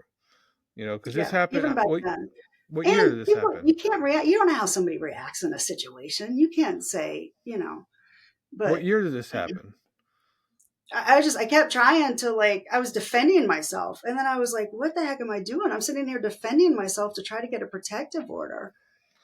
And I was crying and it was like, this is ridiculous. People in the lobby were like trying to help me. And I finally left. I had no protective order. This guy was just berating me until I wouldn't leave. And I was like, holy cow, what a Was justice it system. was there shock on even like the bailiffs and all that? Like there was like a Yeah. shocked look on their faces. Yeah. So I But I this guy had to order it. And he just like, and he's like, well, if she'd stayed longer, apparently after I left, if she'd stayed longer, I would have given it to her. And they're like, you were sitting there. wait. So what he's saying is that if you stayed longer at the house, wait, that what do you mean by that? He was just asking me questions. If I had stayed there, he would have given it to me, but I gave up too soon, which was not the case because he wasn't going to stop. He just said that to make himself not look bad. Well, that would make him look bad anyway. Back then, when it came to stuff like that, and people who did that or saw it that way, whether like a judge, when they would do it to try to protect themselves, it just didn't make sense anyway. It actually made them look worse by not doing it and then Yeah. giving an excuse. If you see somebody that's that bloody and that bruised, it's like, no, it's right there. And they're walking Mhm. around like that. But back then, at that point, it seemed to be what year was it that it happened? Was it the 90s? 1990. 1990. I think that seemed to be like the turn of it, where things like that were getting more and more serious, and the courts Yeah. were taking it serious. So, was the judge old at that point? Was he older? He was So a I much older think man. when it was happening, that when that happened, I think that was when things were changing. All the older judges were starting to leave, Yeah. and younger judges were starting to come up to where they have seen those things happen, and it was Yeah. more documented even a little bit by then, and Yeah. probably a different opinion of those things. So you're I having it. definitely think that's some of it. I also think he was older, like retirement age. I think he was grumpy. I heard him interacting with people before. I even got up to the counter and he was just grumpy. His Yeah, he was on grumpy his and way out. ready He to was on his like way out. maybe I'm ready to be retired. I'm not done yet, or I don't know. I don't know the method, but he was awful. But it does seem like you were at that turning year where like a lot of things were changing. Yeah, it Women still being wasn't listened like to domestic more. violence. It was way before Me Too. The Me Yeah, Too yeah, movement. It was domestic violence. People believed people now, but and there was also, which still to this day still infuriates me. There was a lot of people claiming that it didn't really happen. People saying that their husband was hit to try to get money out of. yeah. There was So well, liars. There were people lying but to the system. So there was so many of them that the ones that actually did happen to were yeah, getting but your attacked. case was so out there. Like your face was the Oh yeah, but evidence. you've seen. I It's mean, you've seen the documentaries on Netflix and stuff like that. People will punch themselves or do something like that. I mean, there's some crazy people out there. no, there is, but you could tell the difference between someone hitting themselves Yeah, because of angle. Because by then they would have been able to figure out what angle it was if you were doing it to yourself. Because there's different angles, aren't they? Like if you're doing something yeah, to you would yourself, think it's a so. certain Yeah, way. but you're talking But law enforcement, just going to the bailiff or whatever to get. yeah, I don't know, it's but and I I don't know. He but was grumpy or whatever. Maybe he had just a bad morning, but he was not. So I left there without a restraining order. yeah, but it's a lot. Well, nowadays you can. I mean, look what happened with what's her name? Christy Mack. You heard about what happened with her like 10 years ago, right? With who? Christy Mack. No, that You didn't don't say. know. She got beat up really badly by her boyfriend at the time, who was War Machine, that fighter, and he Oh, broke 18 bones in her face. He did a good bunch of God. stuff. But the difference was between what happened to you and what happened to her is that there was Instagram. And Oh, all yeah. the so she took pictures, I guess. It was either her, I'm not sure who did it, but pictures were taken and she posted them and everybody saw right after it happened. Mhm. So and then because there's a documentary about the court case, I think. Yeah, Yeah. there is because I saw it. And you might, I don't know if you want to watch it because of what happened with you, but you can tell the difference from when I was a kid, what I saw and what I would hear from when I was a kid up until this happened 20. 24 years ago. No, No, no, oh no, no. 30. Yours Oh, happened before, but hers happened about 10 years ago. okay. Yeah. Yeah, that does sound So, familiar. so Unfortunately, there's so many cases like that, but yeah. So I think what happened too is that people actually seeing the photos and how bad it is actually started to realize, yeah. that things are really bad for some women. I mean, I knew about it going back to when I was a kid because I would hear things. I used to watch. I don't know if I told you. I used to watch like Phil Donahue or Sally Jesse Raphael Right, or right. stuff like that. I saw Yeah. reruns of it. So and or sometimes you would just hear. I watched the news a lot when I was a kid because me and my mother would sit there and watch the news together. Yeah, we did And too. and do you remember? I don't know if you got this where you were. It's 10 o'clock. Do you know where your children are? Did you ever hear that? Yeah, I remember that. Yep. Yeah, so that's what I would hear. So we would And even watch the America's news. Most Wanted was starting at that time. Yeah, Yeah. yep. And then I also heard that when I was younger too, the reason why he started America's Most Wanted because what Yeah. happened to his son. Yeah. So when you're paying attention to stuff and you're hearing stories, and you starting to, some people are paying attention, some people are not. Because when I was a kid, it was like I said, that turning point where people are starting to take domestic violence a little bit more seriously, more and more Mhm. in the 90s, and more and more things are being accepted because the 90s is changing. So, Yeah. but Yeah, it yeah, was I just mean, starting to be more and more. I guess people knew of domestic violence was there before, but it was at the stage where they were just starting to say, okay, this is not right. well, yeah, yeah. I mean, it wasn't. I mean, it wasn't right to begin with, but it seemed to be, and not only that, I think More action. you More had, women were leaving at this point. and not only that, you had video cameras now, where someone Yeah. could possibly videotape something. Cameras were becoming a little bit more cheaper, like Polaroid cam. Like you would be able to. I don't know if that had Yeah. anything to do with it, but technology was changing when like 2000 happened. You had, didn't you start to have phones that could take pictures Yeah, I by think so. In 2000? 2000, yeah. So In 90, we didn't. You had to get no, out the camera, but yeah, it's just the it's just good that it it it forced it to become more and more seriously taken.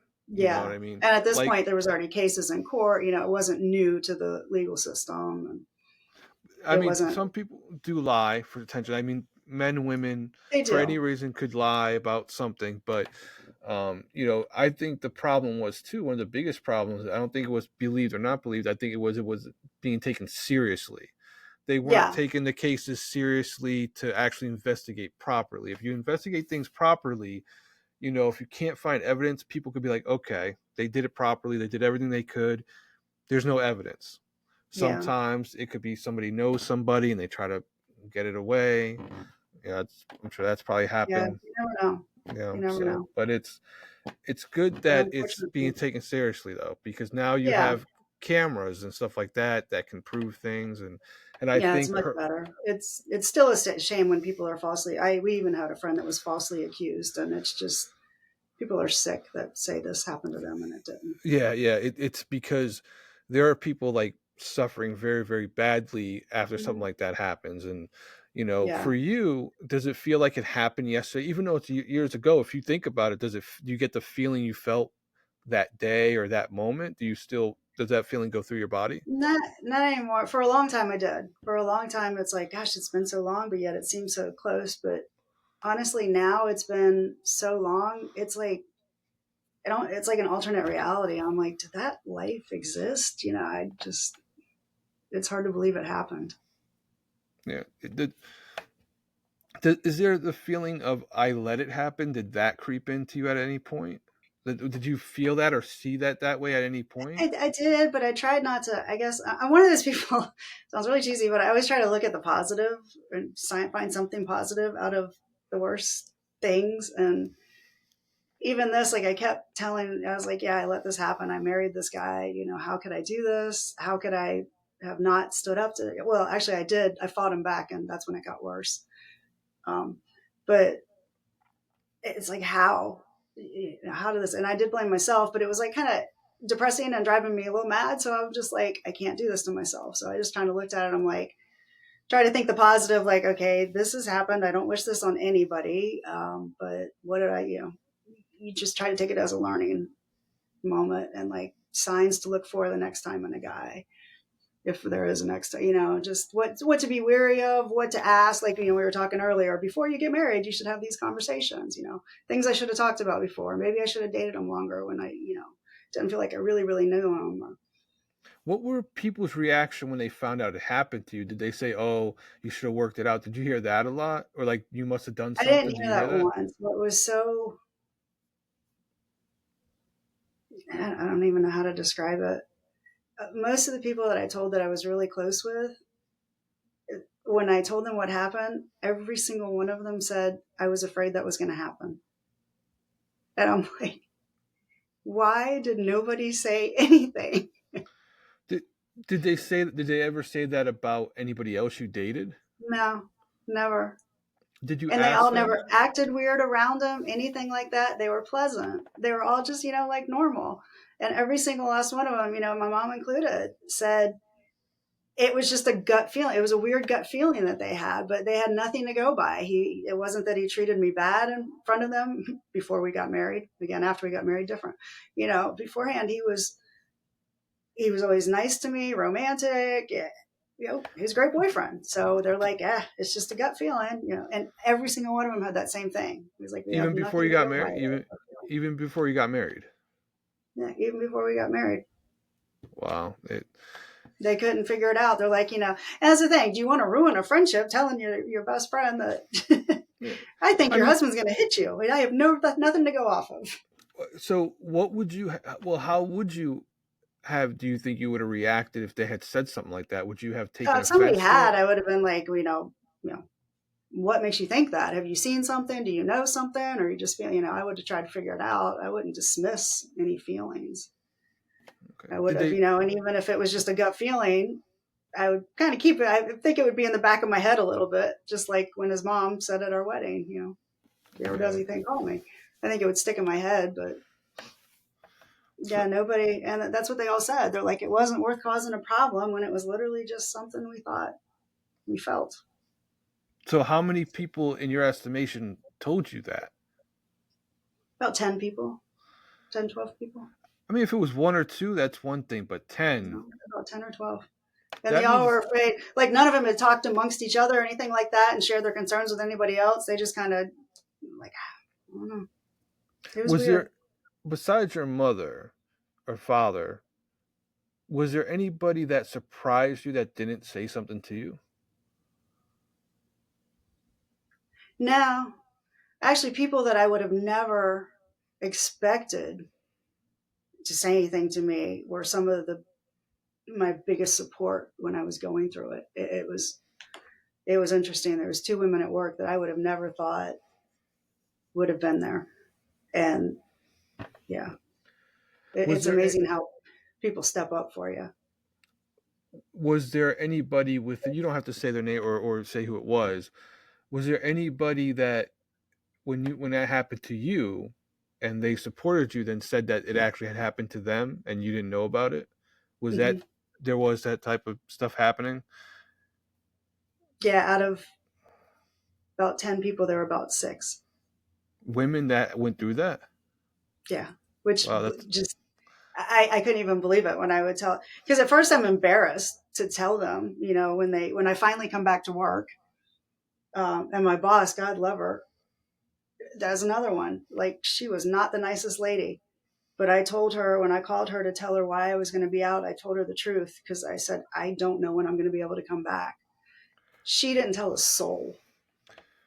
Did any of them Everybody see tried to you? ask her because I was gone for 2 weeks, mainly because I couldn't talk to people coming in for benefits with my appearance, the bruises and the eyes and everything. So, but my boss didn't tell a soul, no matter how many people asked her. And when I finally came in, people were asking me, and at the moment, first moment I walked in, somebody said, "How are you?" And I just started bawling, and I'm like, "Oh, this is ridiculous. I'm not. I shouldn't have come back. I mean, it's been 2 weeks, but I still was just on Did, edge." did And then when I started telling people, I was kind of embarrassed at first to say, "Yeah, the guy beat me and was with an inch." I'm like, how do you tell people? How did you let that happen? That's what everybody said. Did you fight back? And I'm like, I did, and that's what got me blacked out. Fighting back, it made it worse. But not that I'm telling people not to fight back. You should always fight back if you can. But he got even more violent. well, if you don't fight back at all, that fighting back can get Then you you got out no of it. chance. Yeah, Yeah, yeah. yeah. So But now I definitely fought back, and yeah. But it was hard. But then support's important. it's what support is very important, and I was really lucky to have support from places that I didn't even expect it. It was unfortunate that so many people had been through similar situations, but So because you said out of 10 there were 6, right? about six. So that's Yeah. like that's about 60% of Hmm. the now. And like valid, like none of them were making it up. I saw, and yeah, different, all a little different scenario, but it was all bad. Did your boss see your face? Your the No, by the time I got back into the office, it wasn't, it was enough I could cover up with makeup. So well, nobody women really, will women no. that have been through stuff or women in general can see cover-ups, Yeah, basically, right? no, but this wasn't bad because it had been 2 weeks and I healed pretty fast. So the bruises had gotten, and luckily, ironically, I had a neurologist appointment the next day anyway, which I wanted to cancel, but my mom made me go to, thank God, because they documented everything. And of course, he took a CAT scan and everything on my head. But miraculously, I didn't have, nothing was broken in my No face, my brain jaw, damage nothing. or bleeding or anything like that? No, that's because that's what they were mainly concerned was the internal bleeding. Because by the looks of me, you would have thought that, and because all the blood vessels were in my, again, I mean, he sees me like blood red eyes. It's all, there's not even red veins, it's just blood red eyes because they were all just ruptured. So they expected to have breaks and internal bleeding, but I don't know how there wasn't. So It none of was your just none of your none of your no fractures in your face or no fractures, no, not even a cracked tooth. I mean, my face hurt. It was, everything hurt, but yeah, nothing. I don't know how. Nothing got broken. wow, wow. And no internal bleeding. I was just like, and they thought for sure by looking at my eyes, I guess. I don't know, but that there was going to be internal bleeding, but there wasn't. Was there fear that you thought people wouldn't believe you? That well, no, you had physical things, but was there Yeah, I any? had physical. Did anybody besides the dumbass judge? Was there anybody that you knew that went like, "Oh, did you really like? Did that happen at all, or was it everybody was just there for you?" I think everybody was there for me. I mean, I guess I'm kind of know that I can't tell tell a lie. I mean, people laugh at me. My mom always used to laugh at me. She's like, "You got 100 faces, and you show expressions." She's like, "If you try to lie," she's like, "You can't lie." So, and people knew that about me. I guess I couldn't even tell a white lie. It was so bad. I'd be like, "Oh, I feel so guilty." So I think people knew that I didn't lie, and because of the detail that I had, I don't think anybody doubted me. The only issues that I had were people that did, like his mom that supported me the night it happened. And then when he confronted her, I told him what she had said, and he confronted her, and she lied about all of it and said none of that ever happened, that his dad never hit her. Well, you know And what? then, Down the line, she probably got caught. yeah, You know, if it I happened don't know. again, she would have gotten caught because you don't say Yeah, that unless you know stuff. yeah, something's not. She changed her story on a few things. And then his niece, he had 5 siblings. They were extremely age difference between, he was the eldest and the youngest. And his niece was somewhat close to my age. And she was really supportive of me for a while. She was a waitress at a restaurant that we would go to sometimes, and she was very supportive of me. I went in there with some girlfriends. She's like, "If you need a lawyer, gave you her phone number, all this stuff. Whatever you need, you call me. I'll help you. This guy, here's a great lawyer." Blah, blah, blah. and was super supportive. And then we went in there, I don't know, months later, and she walked over to the table, handed everybody a menu. She goes, "I'll serve all of you except for her," and points at me. And I'm like, "What did I do?" And she's like, "You know what you did." And she just walked off. And I was like, "Okay." So all of a sudden, she's now decided she's sided with her uncle. And So you got were you divorced by that time? I was going through we were still in the separation period, waiting for So a divorce. have you I was seen just, any of these people at all? Oh, sorry. Go ahead. no, no, I haven't seen anybody. They're all live where I used to live. So now, when you, how, I mean, what advice would you give to women in general to watch out for, or pay attention to in a relationship that's starting or is going along? Well, sometimes there's not. I mean, my main thing now that I especially look for is like short tempers, or angry or short tempers. I mean, if they're quick to snap at something, like a snap answer towards something, it sets off alarms in me. I mean, it's not to say, some people get angry off the second and take a second and then cool down, but they're just that's just kind of a warning sign for me. But sometimes, like I said, my ex husband, he was great before we got married. It was like a light switched, flipped right after. So sometimes you can't see them, but just talk about things. I would definitely, like we said before, you got to communicate, Yeah, get to know each other as much as you can. I mean, yeah. they can lie, but keep asking and watching. Don't be like don't you you be mindful of everything, Yeah, cautious, I but mean, yeah. Don't don't create thoughts in your head. Don't over-examine yeah it to yeah death. But yeah just yeah don't keep your eyes create open. yeah don't create an issue when there really isn't nothing going to happen. Yeah, And if just you keep your are eyes open. concerned, or if you're someone that went through what you went through, because there's PTSD still that you still deal with, right?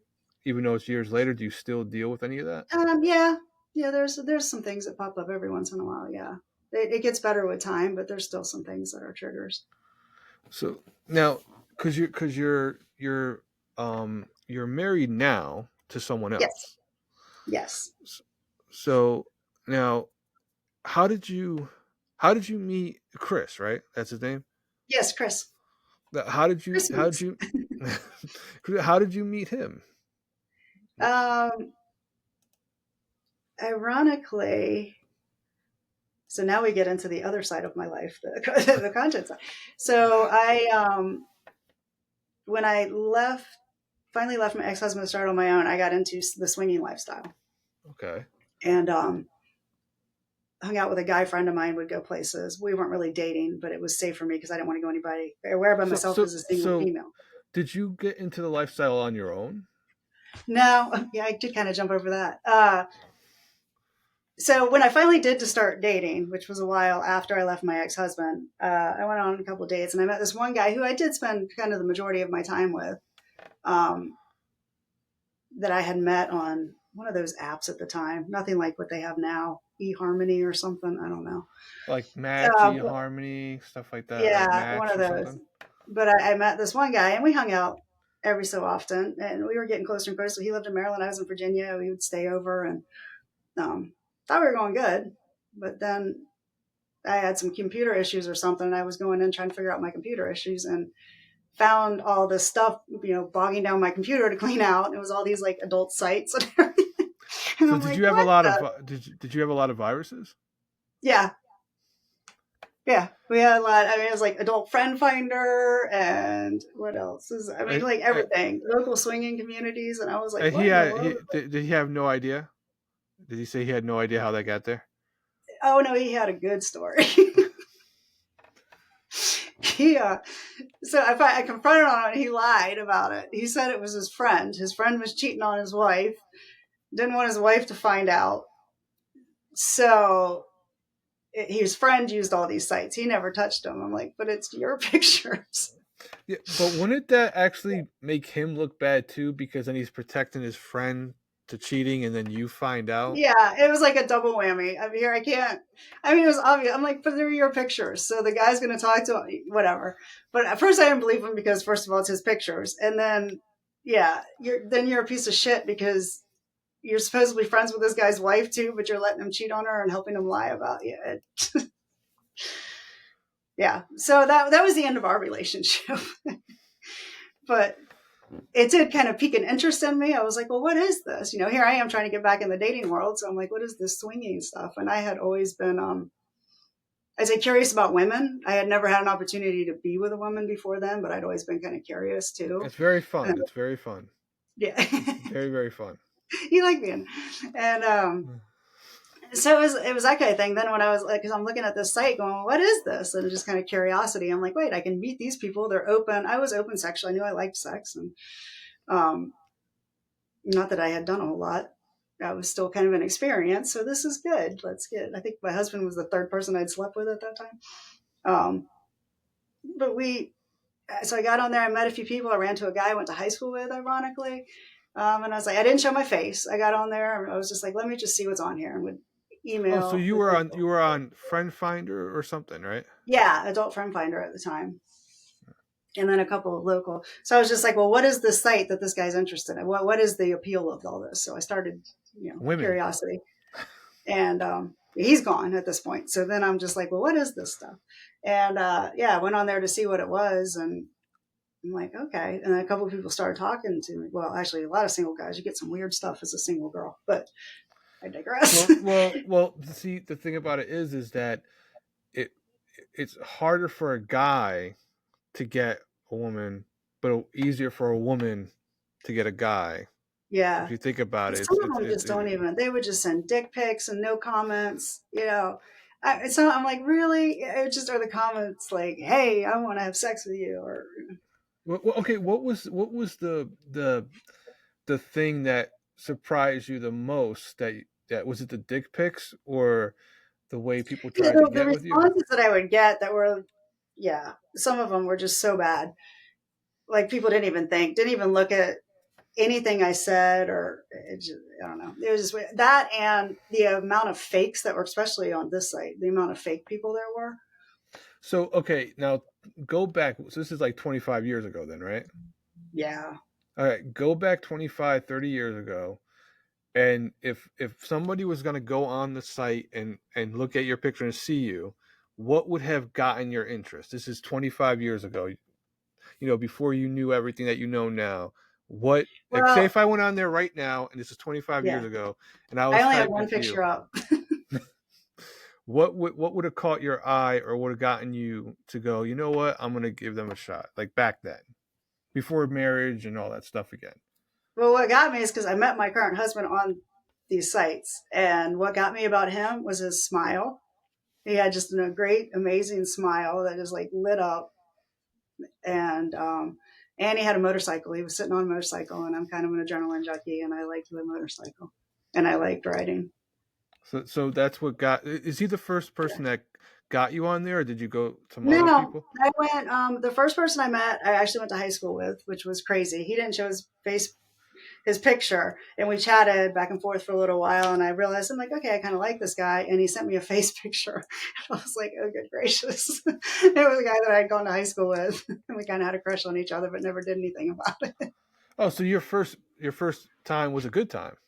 The first time was a good time, and then the second time I met, there was a lot of other people that you didn't, I have like no thanks, no thanks. But then the next guy that I actually met was a guy that was very open, said he had a girlfriend. They'd been together for years, very serious. Um, but he liked the swinging lifestyle, being with other people, but she didn't. But she knew about it and she was fine with it. Because I'm still, if you're cheating on somebody or lying to them, don't involve me. Karma's a bitch, and I don't want it happening to me. I don't believe it's right to do to somebody, and I don't want it happening to me. If So, you're gonna do something, be open about it. If the other person, if you guys, yep, both of you don't want it to happen, then it's yeah. best to Don't be be cheating on your wife communication. or Yeah. then coming to me. And yeah, so when he said that, he's like, she's open about it. You can meet her. I'm like, okay. So again, new to this whole world. I'm like, let's see how this goes. So I did. They had a cookout, went over and met her, and she's like, oh yeah, I'm totally fine. And I was like, okay. So we kind of Was it like go ahead, do what you're gonna do? I'm gonna sit over here and watch some TV. Like, yeah, like she's I've met, since then I've met other people that may have a similar dynamic. Sometimes they want to hear about it, like, oh, tell me all the details when they come back. Other people like know about it and they just yeah, don't want to hear about it. And she didn't really want to hear about it. She's just like, I'm fine with it. She's like, I'll verify that I'm fine with it, meet you and talk. Very nice girl. She's like, it's just not for me. And I was like, so would okay. she, if she said, you know what, I'm gonna try it out? Would you have was she good look? Would you have said, okay, come on in? She was very attractive. Say, women get the attention. Women with women, great. That's what's two women. It's great. Yeah. Yeah. People See, like that's the that. thing. Yeah, no, well, I mean, that's women. Yeah, I mean, think about it. With women, a, a woman wearing a sexy outfit and posting online will get a lot more likes and all that stuff compared to a guy doing it. If you ever notice it, Yeah. like even a woman that looks really good and just shows a touch of something, not even anything, or a certain type of, or Yeah. just a thong, they'll get a lot of attention and stuff. So, Yeah. Well, yeah, even in the see, industry I'm in, the adult content world, same yeah, thing. A guy will tell you it's harder for them. yeah, because if I was a woman, I'd be a lesbian. If I was a woman, I'd be a lesbian. Because A lot of women, guys say that. yeah, because They, women are just too, you know what I mean. Their bodies are much better. You know what I mean. I'm not saying I'm gonna go become a woman. I'm not right. gonna do that. But a woman's body is much more softer, much more smoother. You know what I mean? And it's Yeah. a lot. It's much better to look at. Much better to look at because even a woman even with just standing naked and stuff is just much better to look at. It's like no matter what position pretty much they're in or what, It is you know, true. I mean, I it's actually would rather look at a naked female than a naked male. Not that yeah. because if I had to choose between the two, I definitely have to have a dick. I have to have a guy. So you would have to have that when you want to have fun, but you would want them to Yeah, walk and not away even and like a just strap on. Like I still want a male, yeah. if I had to choose. I, but looking at, I like the female body. Because with women there's a certain sculpturish, probably didn't even say that word right, but there's like a sculpture depending on the woman and their figure. There's like a Right. sculpture to it if you ever notice because you could see because with with women they have so many different shapes and stuff where if you see a silhouette there's still there's curvature to it some of them and you can Yeah, tell within a silhouette it's with something more sensual. Like yeah, that's what I'm trying to say. See, I'm trying to say something, I can't figure it out. You ever I have got that you. I know what problem you're that you're trying. trying to I know what you say meant. something, you're trying to explain it? But yeah, but Yeah, women are just much better to look at, just in general they're just better. yeah. So yeah, so that basically, not to go through everything, but that yeah, I met this guy and I kind of started going to swinger clubs, swinger parties and stuff with this guy, and because I was scared to go by myself and meet couples, single males, anything, just because of what had happened to me. I was still very leery. So when I met this guy, it was great. We could go places together and we were like friends with benefits. He didn't want anything. I didn't want anything. I'm just getting out there dating. So, but it was my safety net. So, and that's how you met your husband. And then, yeah. And then doing that on one of the sites, my husband wrote me and I didn't meet, actually, I don't think I'd met other than the guy I went to high school with. I hadn't met but two single men, like very, very few single men because there's just so many creepy comments coming through until I found this male person that I would hang out with. I just didn't meet people by myself. Um, but when this guy wrote, my current husband Chris, when he wrote, I was like, something about this guy. And again, his smile, his Harley, his words. He actually talked to me. He didn't just say all, this is what I want to do to you. Did you get that So, a and lot? yeah, Did you get that a lot where people just saying, "Oh, that's what I want to do," and oh that's it? yeah. I mean, it was just like nothing. Yeah. some of them, whether they were real people or not, they would just write things. You didn't even have to have a picture up, and they would write things of what they want to do to you. I'm like, you don't even know what I look like. You know nothing about me. You know, It could be a 75-year-old man. yeah. So yeah, it's funny. But yeah, so So I decided to meet this guy by myself. Who so what was it that he said when do you remember what it was? He Did you just like talked to me like a normal human being. He wasn't trying to impress. He was just being him. Wasn't made it in bloated comments or sitting there. I don't know. He just seemed real, it was more it was it more like a authentic. date? More like a date rather than just gonna hook up somewhere is more like a little bit Yeah, of a it felt more date-ish? authentic. Yeah. But it was authentic, but also was somebody that was out here saying that they liked sex. They were very sexual. And so it was, and they were interested in having an open relationship, basically, which I'm like, I'm not ready to settle down right now. This guy sounds great. Let's meet him. So that's what we did.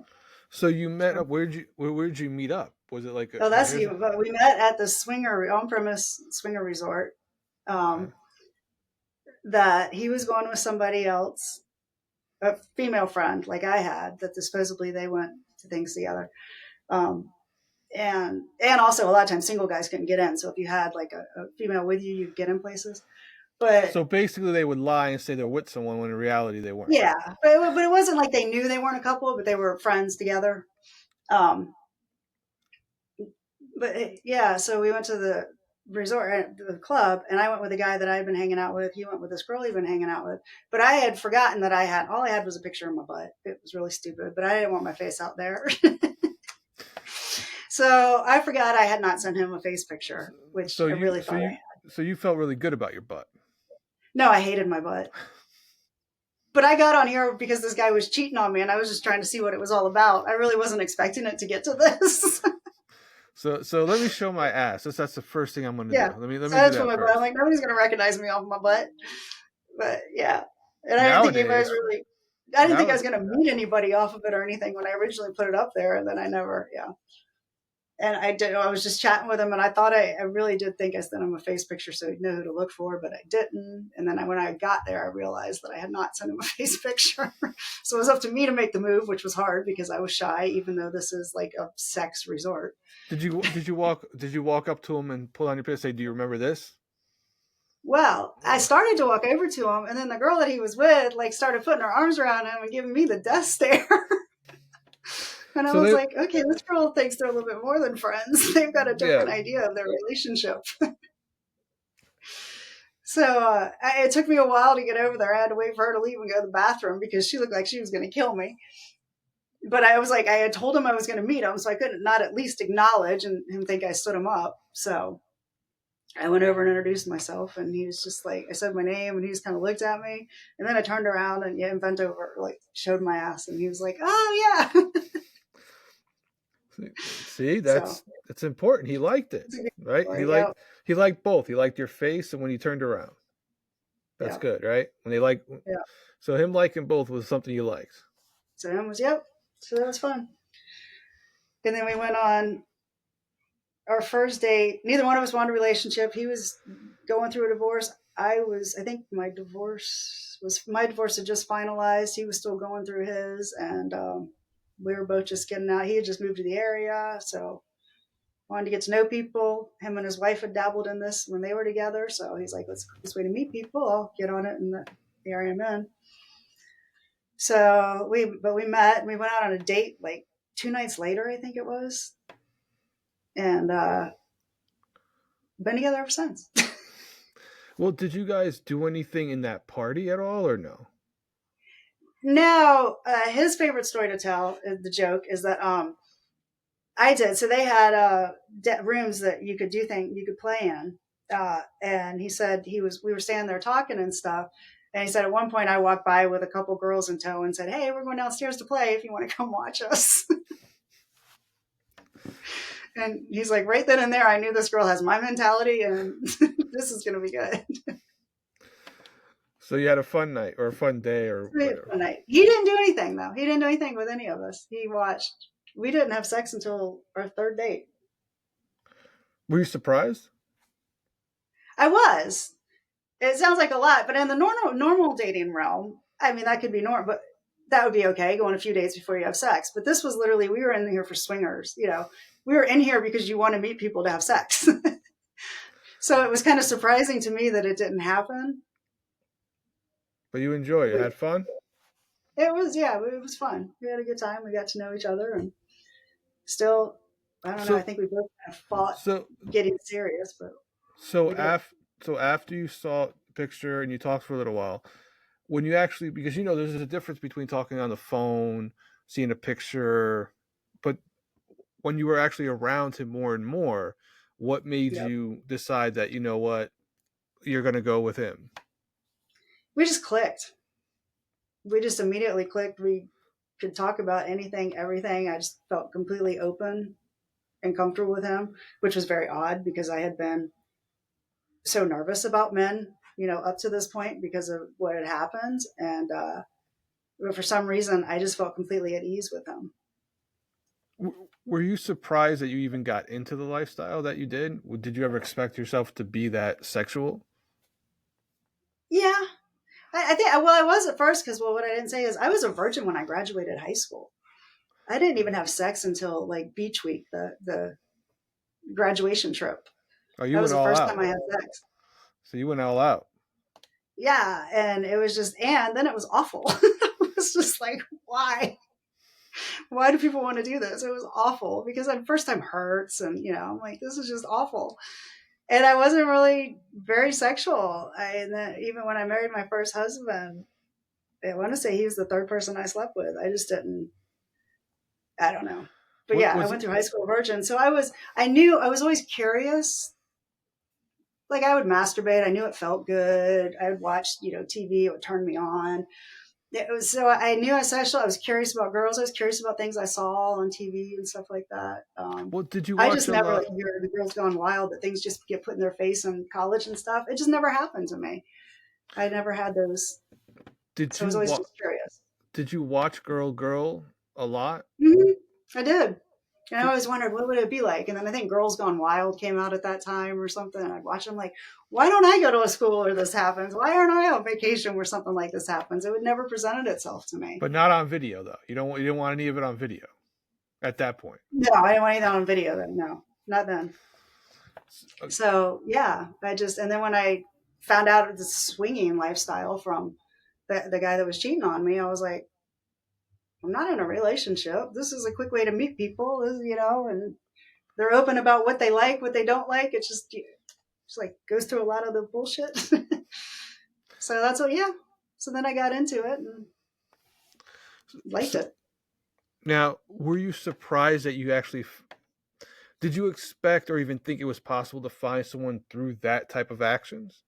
I Like didn't because I mean, granted, again, it was all still new to me. I never knew anything about it, but it was interesting in general. The connections I made. I guess the one reason we even stayed in it, or I stayed in it and then stayed in it with him now, is because the people are amazing. Like we met some of the best people. Are basically most of the people we hang out with now are lifestyle people. Whether something happens with them or not, they're still some of our closest friends because there's like no judgment. You can say anything to each other, and it's just a great group of people. And I mean, there's some bad ones too, but over genuinely, they're just great well, people. in life there's good and bad. In life in any type Yeah, of thing you're in life, doing or a there's type bad to of yeah. everything. So, But we now found like vanilla people, as they call it. Like sometimes friends would be like, "Why are you hitting on my husband?" I'm like, "I'm not. I'm just saying hi." Innocent things like jealousy, lying to each other, and like we got into the lifestyle, and everybody was just well, not everybody. Most people were just genuine and real, and just trying to be themselves and have a good time. And they all liked sex, and they weren't afraid to say it. Whereas other people were so afraid to okay, say it. so now how long did you and your husband date for your husband now before he asked you for did you expect to get married again? No, well, I always liked the idea of marriage. I didn't know if I ever would because I didn't know if I'd ever be able to really trust somebody again after making such a mistrust the first time. But What do you like? What was your thought of me? Like what do you like about marriage? What did you like or attract you to marriage in general? I think it's like the story tale, I guess. The You fall in love, you get married, that's your person for life. I mean, you can also have a relationship, but I like the idea of calling somebody my husband and me his wife, and Yeah, it was yeah. just that whole fairy tale thing. But I didn't know at that point if I would ever. I wanted to care about somebody again. I wanted to fall in love again. I wanted to have a relationship with somebody, but I didn't know if I'd ever be able to fully, commit everything, your finances, everything to the person, living with them full time, and I didn't know if I'd be able to do any of that. But I didn't want to discount it either. I always want to leave it up. If somebody came along, I'd be open to it. I love the idea of it, but it's going to take a lot.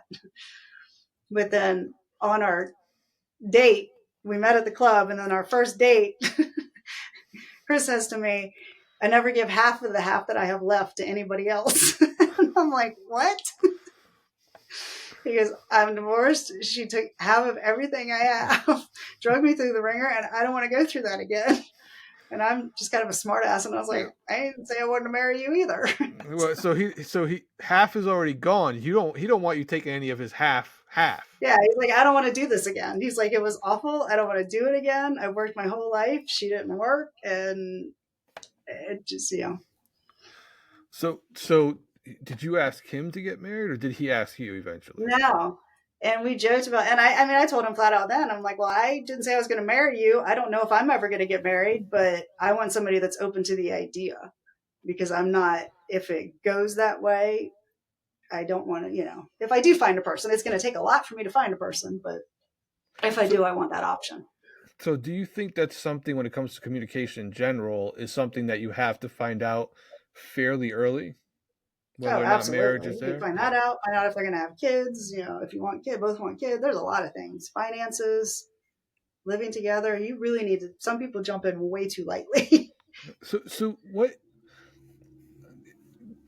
do you think the age that you were what the first time you got married was the right age to kind of contemplate those things? Because you said you were 28, right? Yeah. Is that a good age to Um, compliment and kind of think about those things, or is it sooner? I think it was. I mean, I think I was old enough and wise enough. I just hadn't.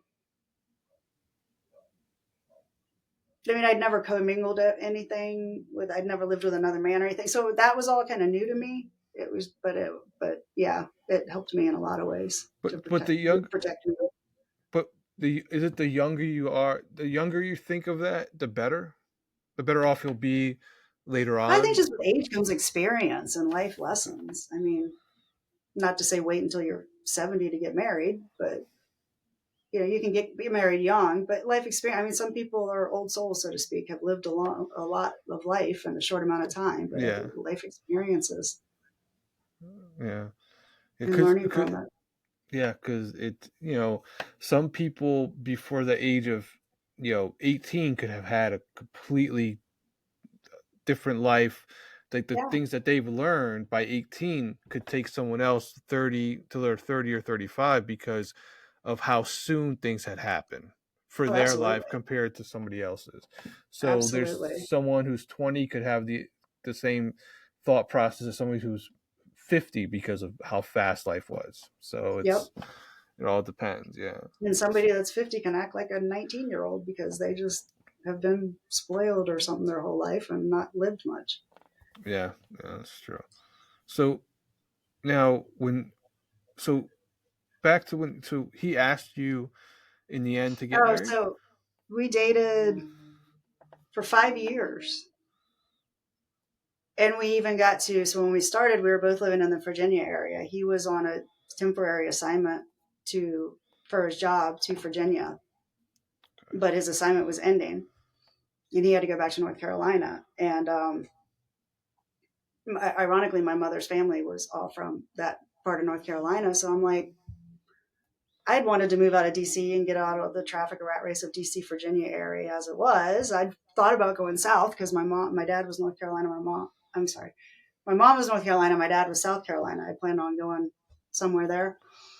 And I was like, well, we can continue dating. When he goes back, we'll see what happens. So we commuted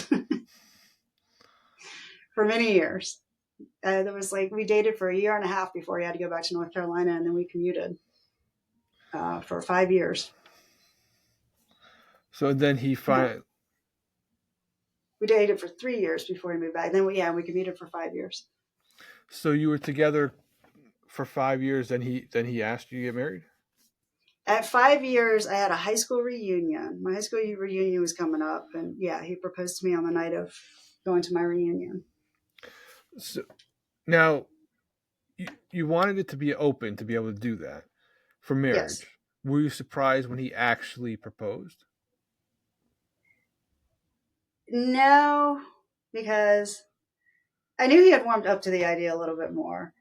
But we had also gone on a cruise, which I have told him this now, so I can say this. He didn't know this for years.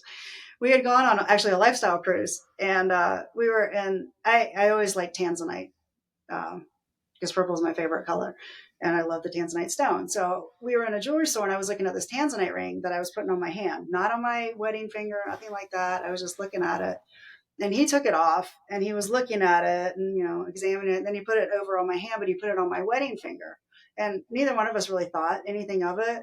But then I held it up, and he said at that moment he thought that he wanted to marry me at that point. um, he said just seeing the ring on my hand. But I saw he was trying to be slick about it, and he did really well. But basically, long and short of it, I saw him buy the ring later. So I'm like, why would he be buying me a ring? Because if he's so paranoid about, yeah, but I knew. But he actually held it for 3 years before he proposed to me. Were you like, hurry up already? No, I did. At that point, I'm like, well, maybe because it's not a diamond. Some people are traditional, the diamond wedding ring. Maybe it was just a ring. Um, then he's just waiting to the. But he also was getting ready to go overseas for a stint, and come to find out later, that's why he was waiting until he came back from that. So so when do you still have it? That ring? You said, well, yeah, it's your wedding ring, but Mhm. is that purple? Do you Yes, have it? and I Do you have it don't. on? I don't have it on. I should have put it on. Yeah, I don't have it on. I've got to get it resized. That's fine. That's fine.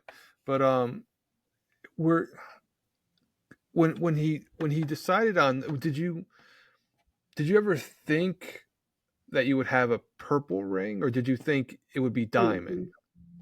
I guess I always thought, yeah, I grew up in the time that it was always diamond. Yeah, I always Because thought it would be a diamond, but I wasn't upset when it was what it was. I liked it because I like being a little different, I guess.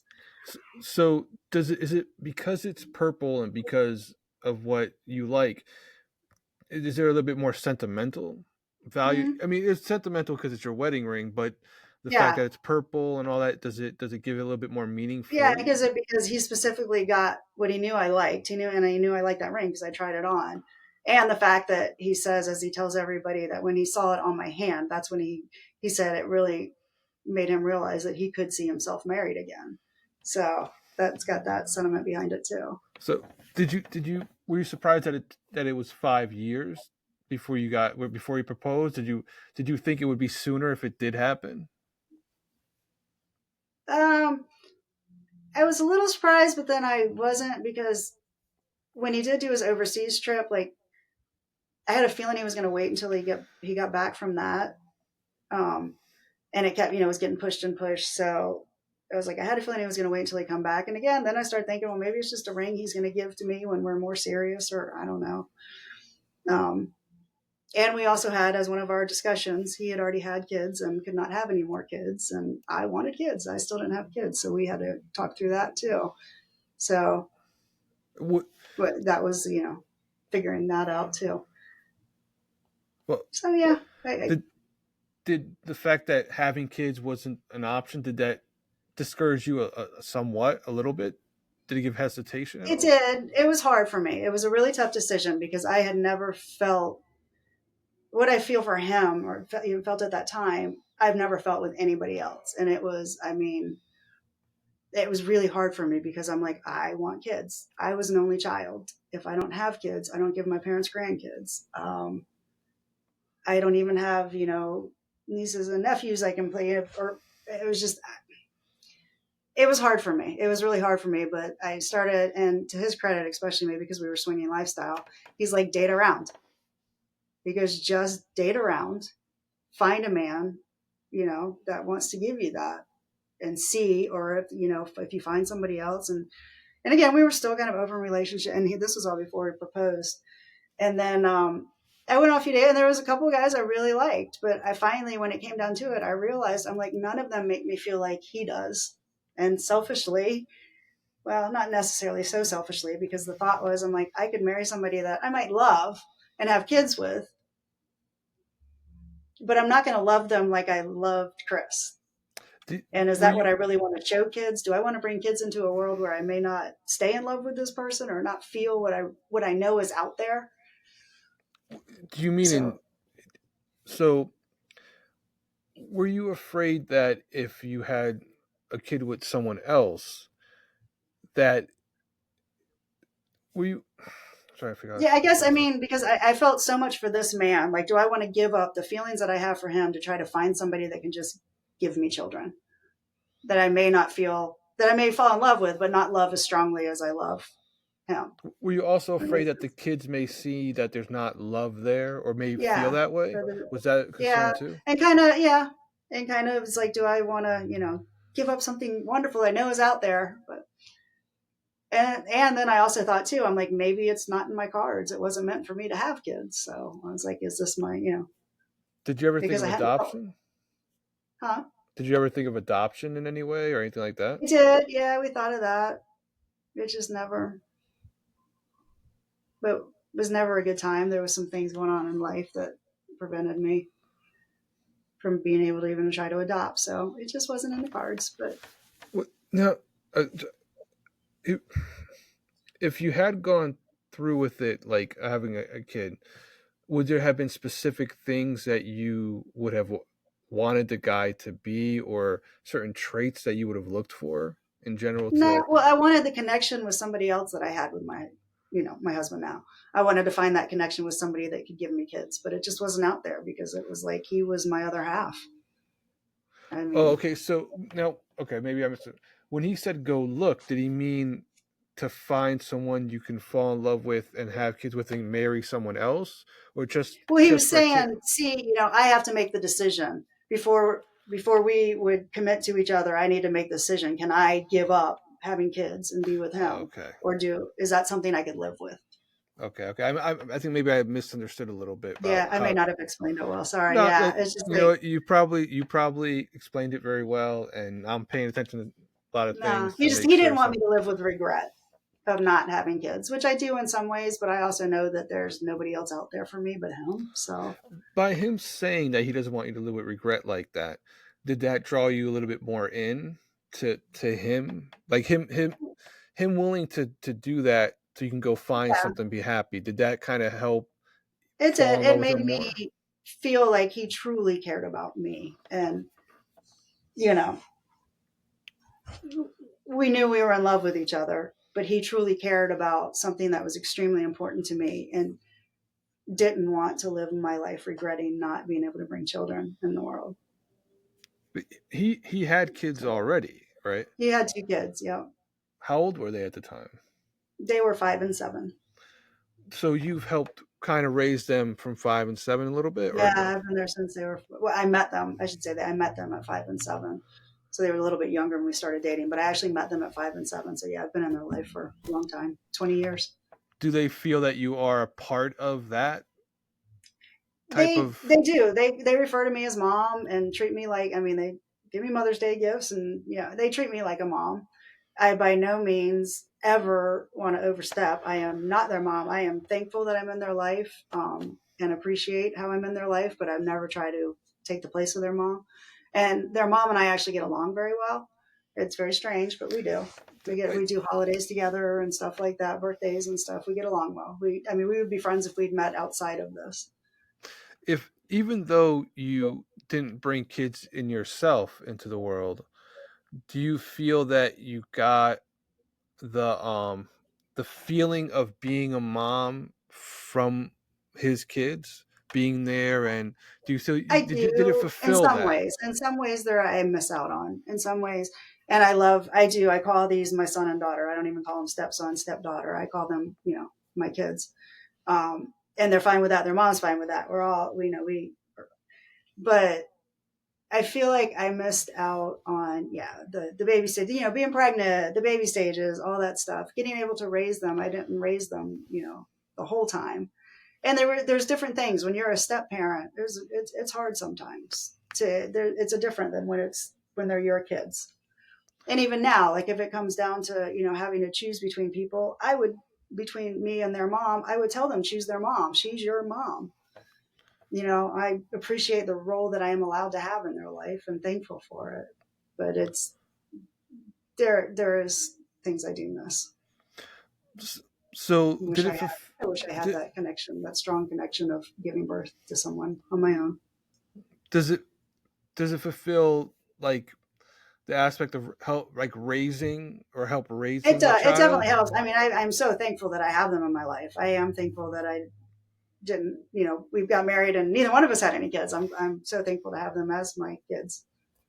So you got to see graduations or them growing up through Oh grades and yeah, we stuff. did So that's everything. so Yeah, so you I all missed the stages before 5 and 7, but everything after that. so Except all of though, I will say I missed some of it because we were in different states too for the 5 years, so I didn't get to see all of it. But so you, their mother, and your husband all have a strong. Um, yeah, we all get along. that's good. That's I mean, good. there's bad times too, but generally we get along, especially for the sake of the kids. Yeah, I mean things happen sometimes, probably arguments about something Yeah, or some I mean, there's things she disagreement. does But I yeah, don't agree with. I'm sure there's things I do that she doesn't agree with, and so on and so yeah. forth. But like I said, Uh, I would have been friends with her if we had met outside of Chris. yeah. Not only that, you and your husband probably don't agree on everything either. Oh, absolutely not. Absolutely not. All right. What's all right? What's one thing that you two disagreed on, and you both knew it was stupid, but you just had to hold your disagreement? That it wasn't gonna destroy your marriage, but you knew you just had to hold on to it because you just had to. For some reason, you just held on to it. Something that you felt in the long run kind of stupid, but you know what? I that's what I thought. I It could be I the don't know. rug I'm color. trying to think of an instance, and I say there's a lot because I think more from an emotional side when he thinks more from a factual side. So a lot of times, well, he's like, but this is, and I'm like, but you're taking out every emotional component.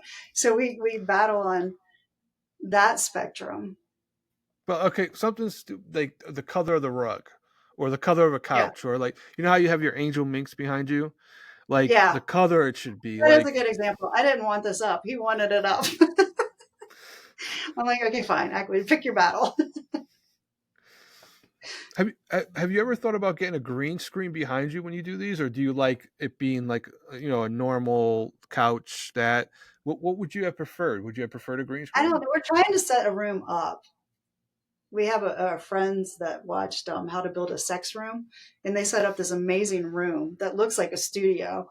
And we're like, we want them to come over and help us set something up. Use the sex room with them, or just set it one up. I have actually, yeah.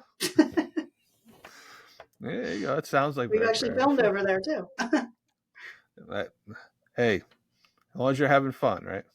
Yes, absolutely. Long, fun, and safe. Yeah. So now, now you, what was the wedding like between you and your new? You're not saying new, but the your husband now. It was interesting. It was amazing. So we'd both been married before. We didn't want to spend a fortune. We're both very frugal. So we don't want to spend a fortune. We had friends that had this amazing big yard in their house, and they offered for us to have it there. And that's what we did. We had it basically in our friend's backyard because we didn't want to spend a fortune on a second wedding for both of us, but we wanted to have something, and we wanted to have our close friends and family there. So we set it up in our friend's backyard, and me and this one other amazing friend I had literally made all the decorations, set everything up, got things on sale, and just made this beautiful wedding. Had catered from a local barbecue place, and it was just a lot of fun. But it was a mixed group. It was coworkers who were not lifestyle, as they say, in swinging. They were not lifestyle, but then we had our lifestyle friends there, and then we had family there. But we had lifestyle friends there that we knew wouldn't say anything like inappropriate. So so was it? because you're having it in a backyard, and so was it more relaxed? Yeah, Did it feel more it was relaxed? formal, but in a relaxed way. I mean, I was still in a gown, he was still in a tux, everybody was still dressed up, but it was in the backyard and just yeah. What's the fondest memory you have of the when you guys were at your wedding that you just love remembering or talking about? When we took the wedding pictures, I loved it because at the time, so I said one thing I liked about my husband when we met is he had a motorcycle. Well, I eventually got to where I used to race cars with my ex husband. That's a whole nother story. Um, and then I was still an adrenaline junkie, wasn't racing anymore, and I wanted to get my own motorcycle license. So I got my motorcycle license. I also, when we did years before, when he was kind of joke, my husband was kind of jokingly saying, "If we ever got married, would you want a ring or a Harley?" And I said, "Well, a Harley." So I got a Harley for it. Really? Yeah. So, but when we both had our Harleys, and we were we didn't live too far from the couple's house that we got married at. So I had said one of the stipulations for our wedding photos is I wanted my Harley in it.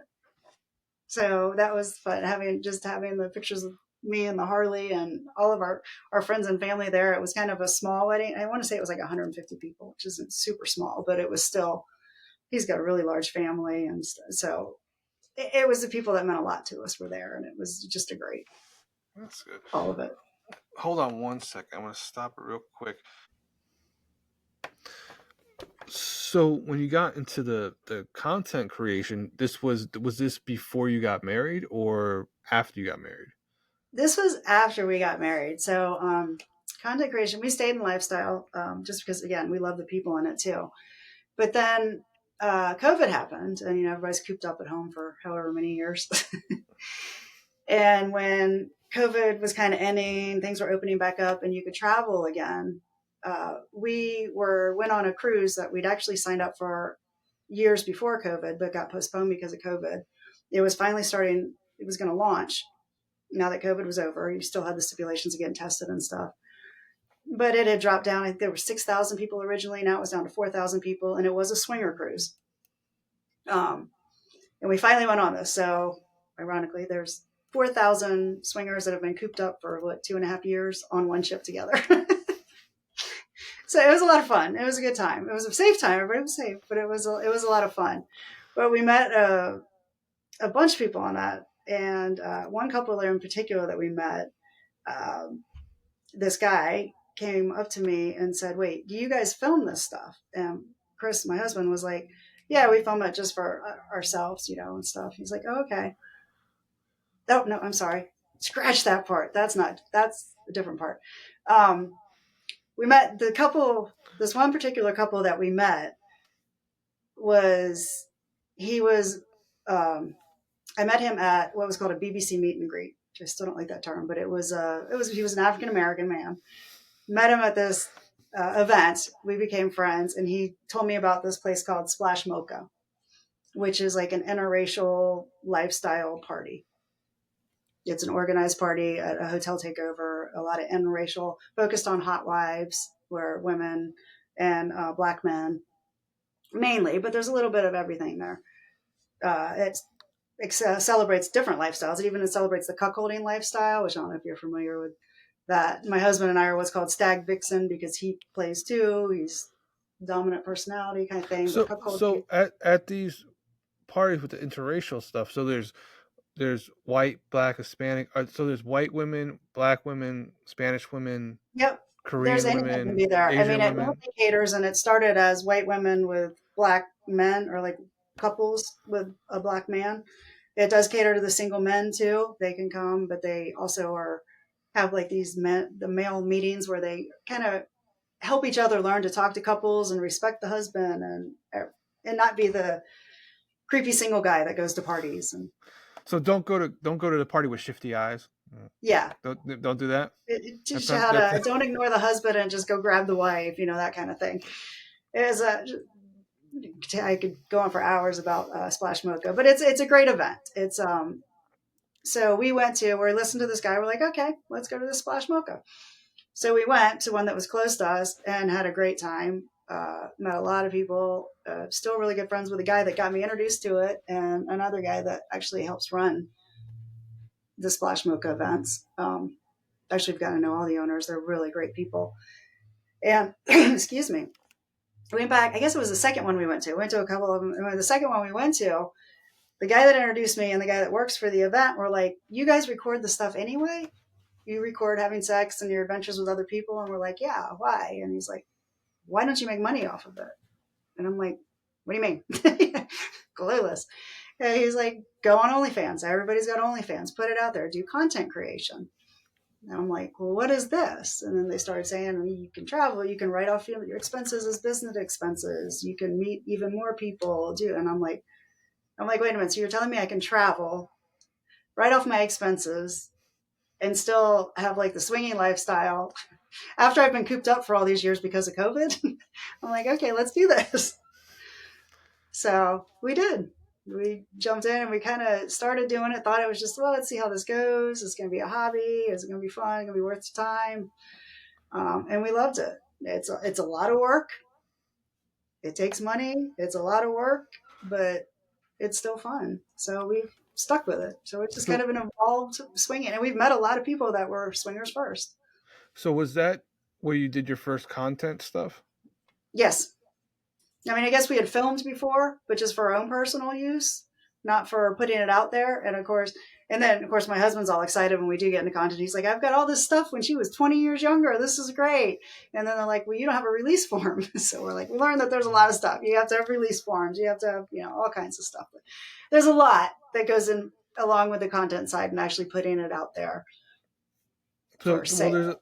there's a lot of safety stuff too, right? There's a lot of safety stuff. There's, more so than even in the swinging world. I was safe in the swinging world, but even more so here. I mean, you have to have blood work. You have to be most of the time within 7 days. Your blood has to be in 7 days.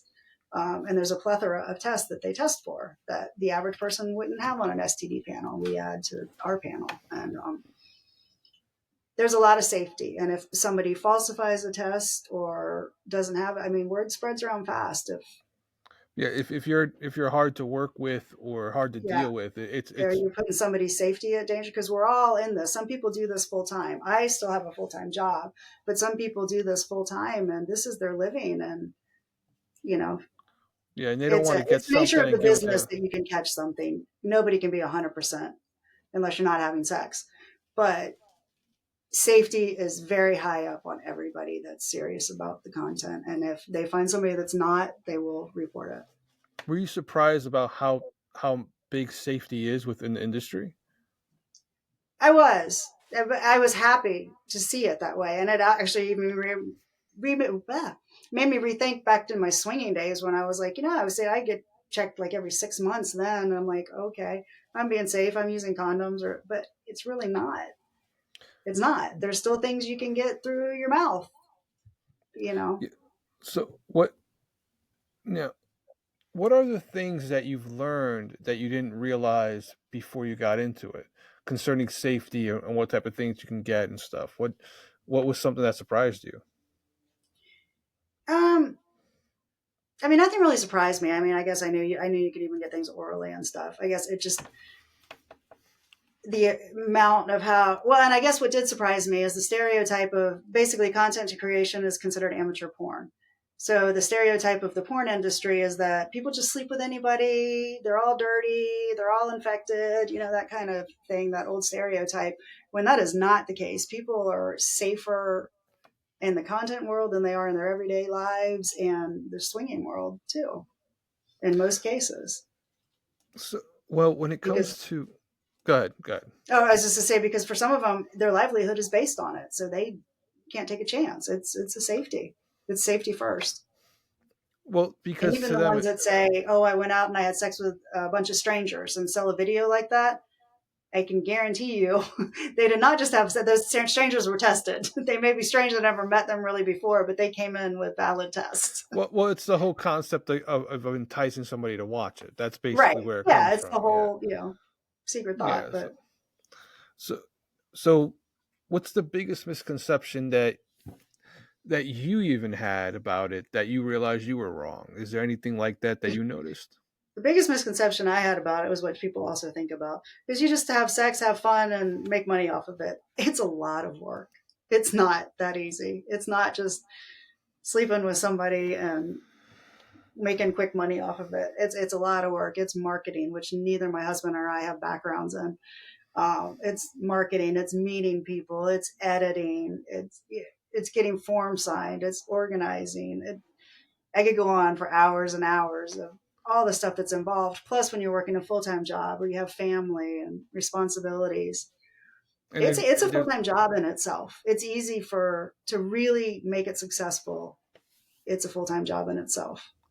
and there's a lot of professionalism within it There's a too. lot of professional. I mean, sometimes you get some people that just got into it. Oh, I just wanted to have sex, but it's a lot of professionalism in So general. And what we've met is it's almost like I like to say it's kind of swinging on steroids. I'm still meeting, ironically, probably 90% of the people are still, they were swingers first.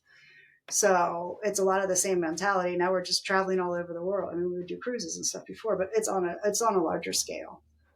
But, and it's such an empowering, supportive network. Like I've met some of the most amazing women in the network that I've become friends with. We're clear across the country, the world from each other. But the connection is just there, that supporting each other through this because we're all in it together. It's not like only one person's going to make money. There's fans out there for everybody. So so now, was there anything you don't have to say the person or anything like that? Was there someone that you thought because of you've seen them in something, you thought they were a certain kind of person, then when you actually meet them, they're actually completely different? Like because you saw a video of them, you thought more that's how they were, or before you got yeah, into the there's been a business. few people like that. Ironically, at the first shoot house that I went to, which is where we film and stuff, first shoot house I went to, there was a girl there that is extremely well known, makes a huge living off of this. And I had no idea. I was brand spanking new. I had no idea numbers, money, anything like this about this world. Um, and she was the nicest, most helpful person. Actually, I'm not afraid to say it. Her name was Subgirl and her husband. Um, they were just some of the most supportive. Everybody at that party. There was a lot of very popular people at the party I went to that were so helpful and just supportive. Like, hey, this is how you need to do the forms. Take this picture. Do that. I mean, just so many tips. So we wound up meeting a ton of amazing people from the start that really helped us, that had been in the industry for a while and really helped us kind of learn and grow in the industry. So we So, lucked out in that aspect. And that was so, surprising to me because I didn't think people would be helpful. It's just like, we're all trying to make money. Why do you want to help somebody else? But it's just the opposite. so with the person that you were talking about, um, what she was at that house that you were at. Mm-hmm. So was she doing a completely different shoot than what you were doing, or were you involved? Or There was a little bit of everything because they had group scenes, they had one on, so there was a lot of different things going on at a shoot house, a lot of different shoots.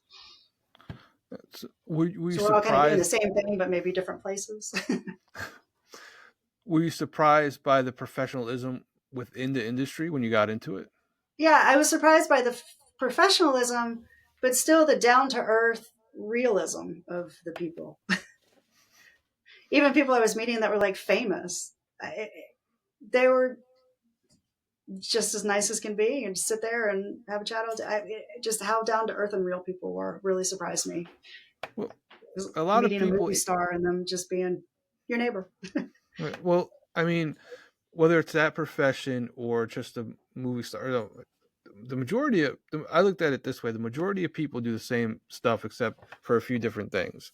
You Right, know, everybody wakes up in the morning, they take, they do pretty much a lot of the same stuff. So, right. you know, We're they all just do people. something. Yeah, they just do something. They're a singer and they're famous. All right, they can Right, sing.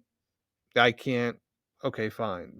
Majority of the time, they all eat, they all do this. yeah. They They all all have get to go. dressed and bathed. Yeah, they Yeah, all do the same thing. So I never have yeah. to. And that's what really brought it to home for me when I started meeting people in the industry. That I'm like, wait a minute, It's just people a know per. you, That's and it. you're just it really. Yeah, we are just really people. We're all genuinely good inside, but Yeah, and we all. I mean, you might. you said you like sports, right? Yes. Yeah, so you played soccer. I'm sure there's a movie star somewhere or somebody within your industry that's very Oh yeah. popular that probably played soccer too. Like it's just I think it's because the popularity of someone or that they're doing something like that and they're famous. I think Yeah. people Well, the ones that still go say humble, I guess, because yeah. there are some that get cocky and but the ones that still say humble and just still say themselves, they don't let the fame change them. That's Yeah, that's what it. But some people I think also put so much into um a famous person for some yeah. reason. Like some, depending on I remember when you would hear some people passing out because they met someone or something like that. Right. I think some people put a little bit more into it than what needs to be, and that's why they have the reaction they have. But the Yeah. majority of the time, they're just people walking around, and you just say, "Hey, how's it going?" And that's pretty much it. Yeah. You Or know, then when you meet somebody, because even in the content world, sometimes people have a certain persona that they're portraying, or a kink that they're in that they're portraying a certain way, like they're extreme dominatrix or something like that, or really mean or hardcore. But then you meet them in person and they're as sweet as can be. It's just yeah. I mean, they're different it's from their persona that they're yeah, selling. well, the contest stuff would be different because it's a persona, but with actors, actresses, actor, the more mainstream actors, actresses, they're always playing a part. But for you guys, you know, I think because you're doing a persona that with what you do, I think some people may take it a little bit more seriously. Have you Yeah. noticed that, given what you guys Yeah, I do? think so because especially in the content realm, the amateur side of it rather than the mainstream, which is the pro side of it, um, a lot of it is again swingers, and it's more real, and so people seem to like the realness of it. They can relate more, like you know, the person's more obtainable because they look and act just like the girl I know. Yeah. So you expected a different persona. So did you expect the persona when you met the person compared to just the I did, person? I did. I expected them to be a little cocky, you know, and So strong. and the person that you met, what was her name again? Sub girl. Subgirl. Okay. So That's just now one of them, but yeah. and like you said, you had a great time and so um when was it hard to build relationships within the industry or did it just happen? It It just just happened. It really was like meeting people, kind of like we did in the swinging world, whether it was just fortunate or not for us, but we've heard it's happened to a lot of people. Just because all the people genuinely were into the same thing, we all just bonded and we were real with each other. Just so it was was fortunate that most of the people we met, we just all got along with because we were used to the swinging world and being open and honest about everything. with being older within this industry, um, how did it feel the age that you were that when you got into it? Did you feel intimidated more? Did you feel uncomfortable more, or how was that? I did because at first I'm like, and that's one of the things I said when people mention content to me, and I'm like, I am 50 years old. Nobody wants to watch a 50-year-old woman. And I was like, why in the world would I go on? And I'm like, are you crazy? I mean, I just kept thinking, and I'm still to this day, I'm very self conscious about myself. I'm very self conscious. Do not have much. So And so it was this hard for me. so this has this helped that self It consciousness? has helped. I'm still self conscious, but it has helped. Yeah, it's just funny to think, because I've got some amazing fans, as people say. I really do. That the people that have come to me, couples have, said, "Oh, you've helped our marriage," talking about, when we watch you and things that we want to try or things that you say. It's just, Do it's does it been seem great. like fans are dedicated fan bases to you? Yeah, That fans are I think so. dedicated to a Yeah, I mean, they may get it one person and multiple people, but yeah, they're pretty good. And generally, they're not. Every once in a while, you get a rude fan, but they're genuinely just really supportive, and they're great to talk to and chat with. And well, now you're a part of what tour? Because I know you have a tour coming up with Foxy Darling, right? Yes. So So, who else is involved in those things? And what's the name of the tour? so the tour were two things. We're a part of the Hot Guilf tour, which is, as most say, grandmother, I'd like to. Can I say fuck on this?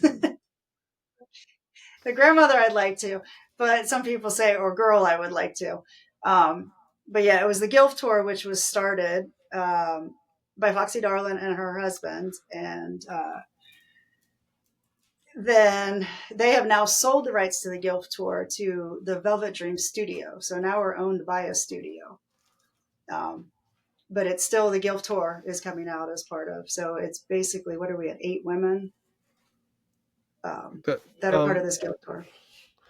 so how did you become a part of it? I met Foxy Darling at a shoot house a long time ago and was talking with her and her husband when they started talking about the idea. And she asked me if I would be interested in being a part of it. And I was like, a little concerned at first with the whole Guilf name. Didn't want to. I was like, but I am what I am. So I was like, okay, let's run with it. And Embrace I it. adore her and her husband. So I'm like, okay. Well, and then the other women, they started adding on to it. If I didn't know them already, I'd heard good things about them. So I was So have excited to be with it. when is that supposed to start? Do you know? Well, it was supposed to start. It's kind of been postponed. It'll probably launch more at Exotica Chicago, which is coming up in April. Oh, okay. Because we were supposed to start a year ago. We were supposed to launch out, but unfortunately, there was an illness and a couple of people's family that are part of the tour, so everything kind of got postponed. We tried to do it, it just didn't work, so put it on hold. And in the meantime, and then Foxy Darling and her husband unfortunately got doxxed, which basically somebody found out who they were and went out there and tried to destroy them. See, I don't understand. Like, I can understand if you don't like someone, fine. I But know, but don't. yeah, I mean, it's private. I mean, they don't want their name known for a reason. You know, what I mean, It's so private, and if you don't want to watch it, don't look at it. But don't try to destroy. She even lost her health insurance. Her health insurance dropped her yeah, she because said that. Yeah, yeah, they doxed her, and the insurance found out that what she did for a living, and they dropped her. And she had we all have medical conditions that have been going on way before or whatever. but it's an excuse now. Yeah, but It, now it's a scam. It's somebody that is just a mean spirited yeah, person that just wants to destroy people. There's been people on different sites that have find out, women that cover their faces and they try to out them to their public, their community, their families. It's just, yeah, it's a sad thing. I'm with you. If you don't like it, yeah. It's you don't have to you don't have to. don't try It's to just destroy somebody. Have your opinion and move on. We all like things and don't like things. yeah, because I mean, there's a difference between what your guys are doing. But if somebody was doing something really really bad and they were filming it, Yeah, that's a time that's a that you different. go and you try and figure out who they are, and that's Yeah. fine. But We're when all someone doing consensually doing this, supporting one another, helping one another. I'm not lying, cheating on my husband. He's involved. We're not trying to hurt anybody. If you don't want to see it, just don't look at it and don't try to hurt us. yeah, yeah, because she did say about because when I interviewed her, she said about the fact that her um, health insurance got destroyed and she had to try to get new Mhm. one because you you fall under another category, I guess, or something like that, right? It's a Yeah, different because then category it's for a titled work. sex worker, which they consider, which is ironic to me because, again, yes, we're putting ourselves at risk because we are having sex more than a lot of people, but we're also safer than a lot of people out there. Well, and but yet We're getting somebody who tested. The amount of money we spend on testing a year isn't crazy. It's so expensive because we're testing every 2 weeks most of the time, if not more. yeah, because there's been scares in the industry before. I remember years ago there was in the news, and you know, you got all of you want to be safer, Yeah. and you want to be as And we safe as have to do possible. it through what's talent testing service. They have to be a verified creator certified. It's an acceptable test. And those aren't covered by insurance. It's not cheap. So we're spending a lot of money to test and to be safe and taking care of each, and so It's to have your important insurance to. drop you. It's important to make sure you're taking care of yourself Right. and And what's but the, different from somebody that gets drunk at a bar and goes around with and sleeps with a lot of people unprotected and not knowing if they're tested? How are yeah, they not more of a risk than yeah, you would think that the fact that you're getting tested, I mean, yeah, we're I'm tested, we're surprised. safe, we take precautions if something. I'm surprised insurance companies don't do that. Have people like tested all the time. You know what I mean? And You pay would because think it makes everybody it's better to safer, pay for a test rather than AIDS forever, right? Like right? medication, AIDS medication, stuff like that Yeah, forever. So I have a would think they horrible would test. want people to Yep, be safer. So you would think so. yeah, so with the are you excited about the tour? I am. It's fun. It's a great group of girls. We get along really well. I mean, we were hoping to start sooner, but life happens. So, and then now with the Velvet Dream Studio, we're still waiting for that too because the studio is still getting some space and getting things rolling, and it's all exciting. I can't wait for it to start up. So we're waiting for them to finish with the studio space and go. Now is there supposed to be like a series, right? Is that it within the Yeah, movies? the idea is they're going to have a bunch of different series, maybe one series for each of the women on the tour, based on something that they either do in their life or that they like or something like that. So, like there's Is going to be there a one cer- is attorney there series for once. I'm is sorry. there is there a certain one that you would want for a series for yourself, like a certain No, I haven't thought of one yet. well the little Angel Minx. Yeah, you might have actually started out your ideas earlier. That Yeah, because we thought, well, Little Angel was but this one was like, you have someone who's 19, 20, 21 years old who looks like you and then and who have a grows up called through little, it. yeah, but then you could have like your series and then it turns to you. You know what I mean? Yep. Throughout the See, there series you go. episodes, that might work for you, You did have you a know? couple ideas. That's really good. And you could have it to where like the first one could be like you're picking out your name or trying to figure it out or you know what I mean? Have Yeah, so you could have something like that, you know?